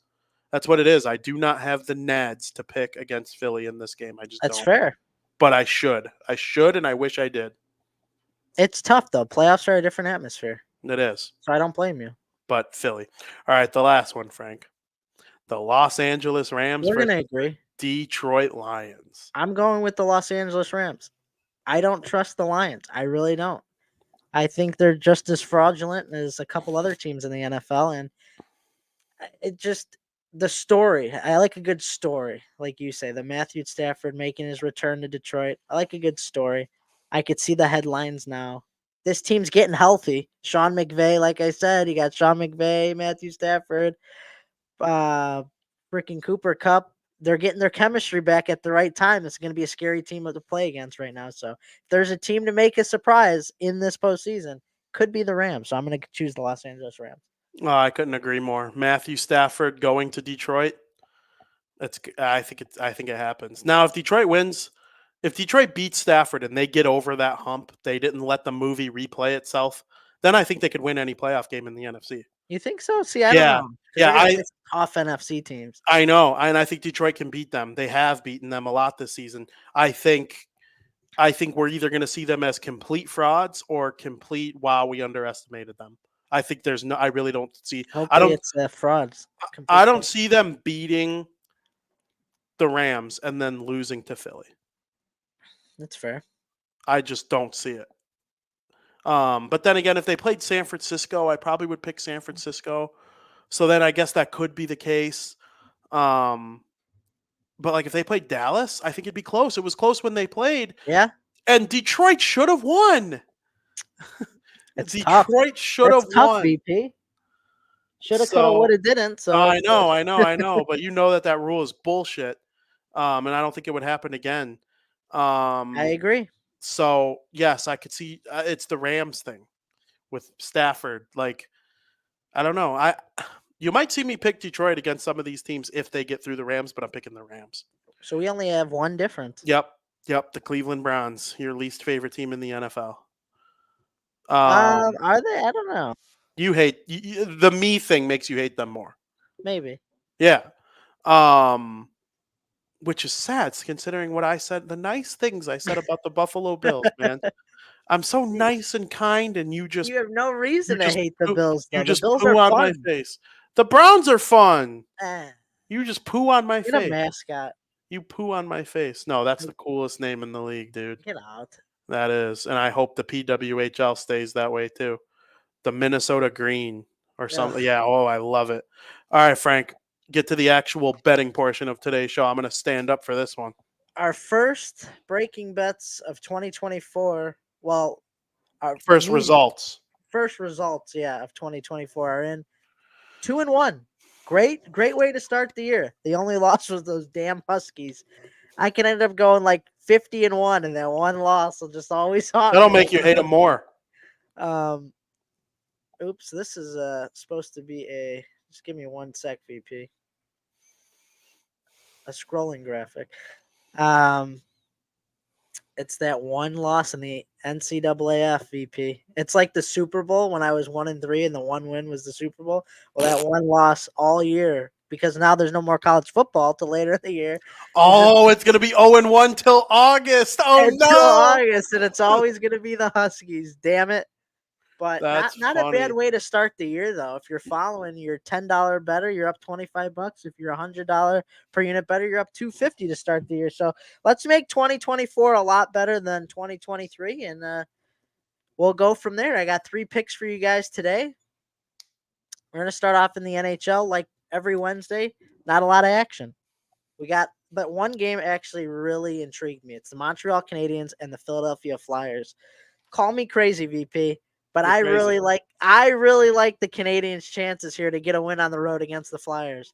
No one has really owned each other dating back in any of their handful of matchups. The Flyers have been playing terrible. The Canadiens have been playing pretty good. They got some pretty impressive wins under their belt recently. They've won 2 of their last 3 games, and those wins came against the Rangers and the Stars. I think the line is priced way too high. They're giving the Flyers way too much respect and not enough respect for this Canadiens team who have proved to be pesky this year. Montreal Canadiens money line for 1 unit at plus 150. That is a hefty money line right there. So we're just going to dabble with the unit, but I do think they could pull this win off. Second pick, we're going to the NBA. Got the New Orleans Pelicans facing off in Golden State to play the Warriors. I like the Pelicans money line here, VP, at minus 110. Bet to win 2 units. I don't ever like going against the Warriors when they're at home, but I don't currently love the way this team is playing. Draymond Green suspended indefinitely. Chris Paul just had successful surgery. He'll be reevaluated in a few weeks. They lost by 15 points to the Raptors recently, and recently also squeaked out a win at home. They were home against the Pistons, the 3-34 Pistons, and they only won by like 4 points. They had to grind to get that win. The Warriors also dominated the first game of the year between these two teams. They won by 28 points. Once again, we got a payback game under our skins right here, VP. This talented Pelicans team wants to get revenge, and as good as this team is, they're going to want to get revenge against the Warriors on national TV. It's the national game tonight. I cannot wait for this matchup. Pelicans, they got a great team.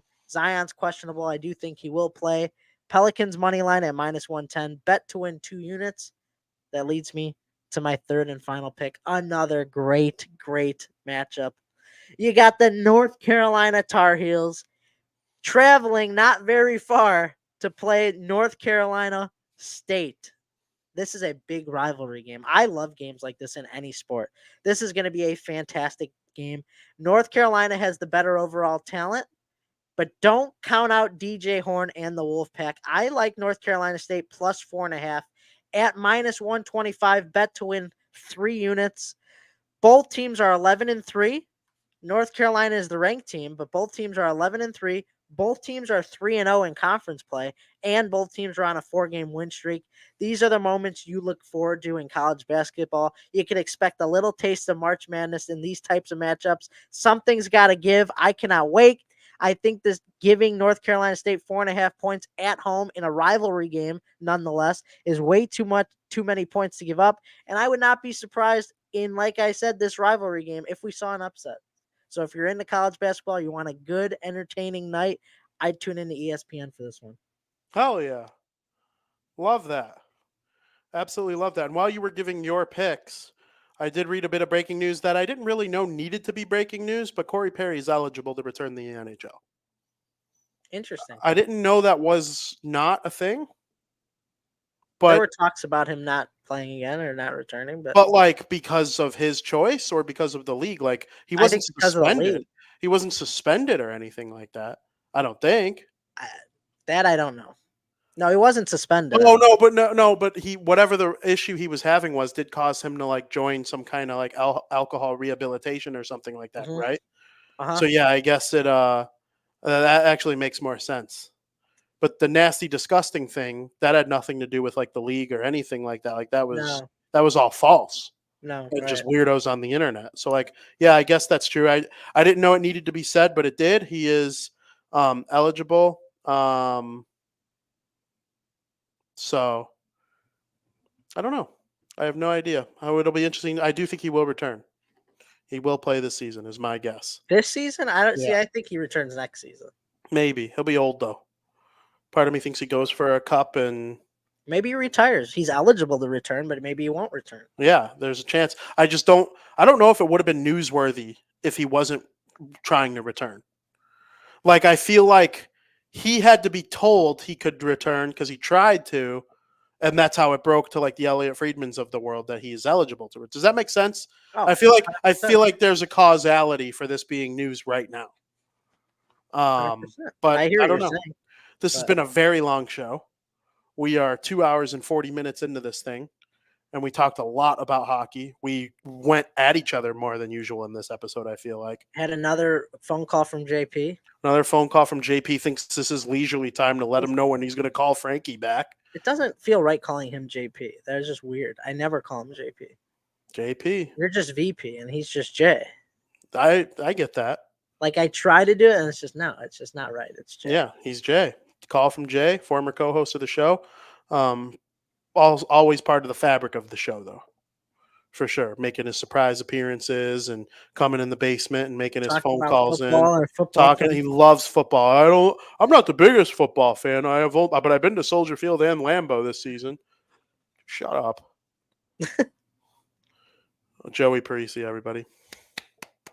His appearance on the show. It's been a while since we've had a guest. I've been thinking about having a guest lately. Our guy Tab, love Tab, huge fan of his work. He responded to my tweet yesterday, though. I didn't even know what to say, to the point where I was like, I don't know if I respond to him, just because he seemed a little mad at me. When Dickinson scored, I tweeted a video of the goal, and I was like, hell yeah, Dickinson.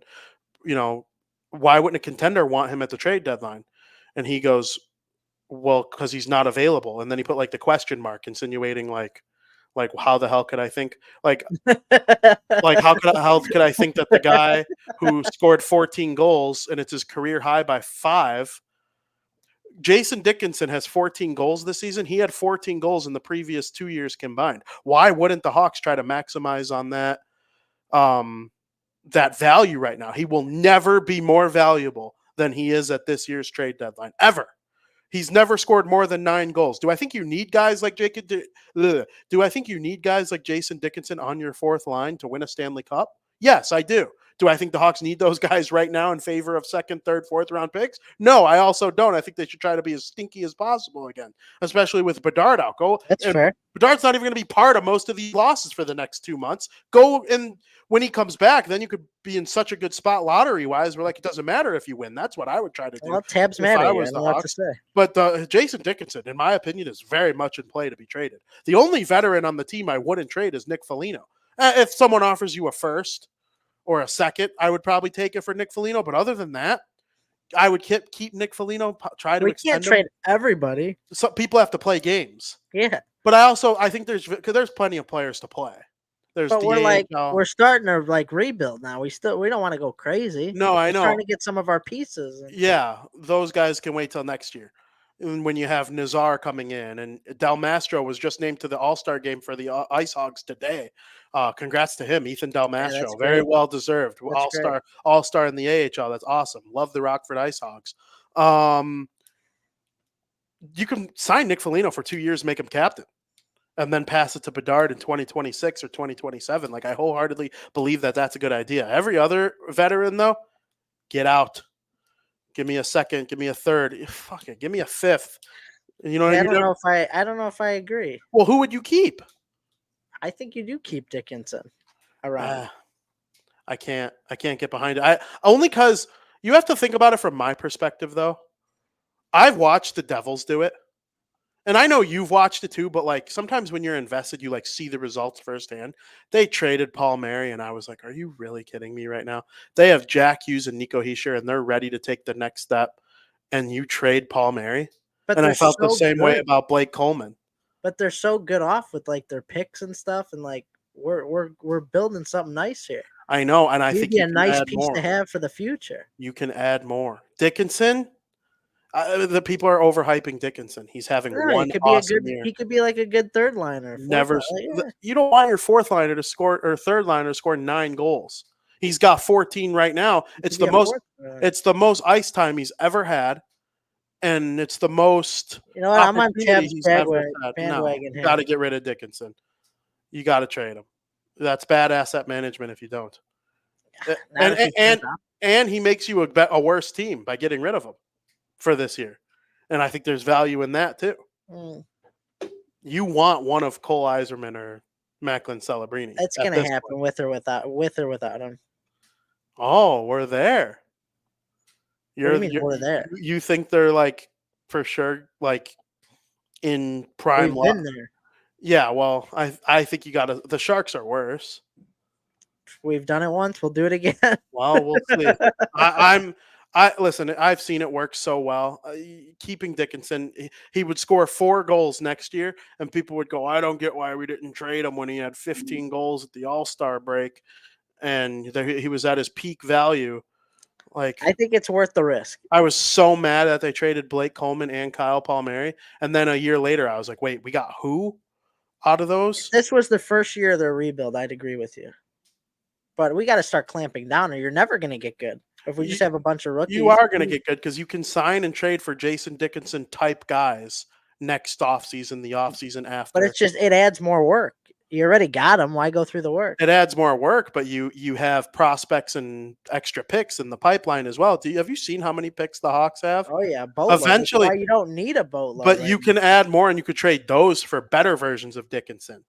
And like I honestly think it's kind of trending like Lucas Reichel's going to be like a third line center, and if he's your third line center one day, like that's amazing.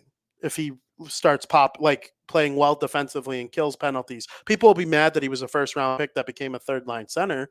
But like, look at the Devils with McLeod. People were mad about that at first. Now McLeod's one of the best face-off defensive centers in the league. Like, I don't know. It's okay that we look at it a little bit differently. I would get rid of everybody not named Nick Foligno. That has 1 year or less on their contract. No, that has 1 year or less on their contract. Because like you have Korchinski, you have Reichel, you have Vlasic. We see what Ethan Del Mastro is doing. I think Colton Dock is outstanding. He's having a great year with the Ice Hogs. Obviously, they have Bedard. Nazar. Honestly, Nazar probably jumped Oliver Moore, who's also a good name to name, as the number 2 prospect in the system right now. You can't deny what he did at the World Juniors. Yeah, it was He great. was better than Oliver Moore for Team USA. And Oliver Moore had a reduced role. He's a younger player. Next year at the World Junior, if he makes it, he'll probably really go off. I don't know. I like stacking assets for the future. Jason Dickinsons of the world are a dime a dozen. They'll find the next Jason Dickinson that's probably even better 3 years from now. But hey, we'll see. I love Tab's work, though. Great work. I love your work. Great work. This has been a great show. It's been a long show. Is there anything else you have to get off your chest before we dip out of here? I think I'm good, VP. I'll be in Wisconsin again for our next show. So you got me one more time in this setting. And then the next time you see me in person, I left you the last time I was in Illinois. And when I come back, you're going to be there again. It's going to be like weird. It's going to be like deja vu. I know. It's going to be awesome. Very much looking forward to that. Frank, thank you for having such a good show with me. Everybody in the chat, it's been an absolute pleasure. Unless your name is Don Burr. I'm kidding. We include you too. Make sure you have a really good weekend. There might be more snow coming along the way more than we already have. So make sure everybody out there is staying safe. And make sure you listen to the rest of the shows in the Barroom Network. My name is Vinny Parisi, here with Frank Mueller, the King Bean on Twitter. As always, thank you for listening.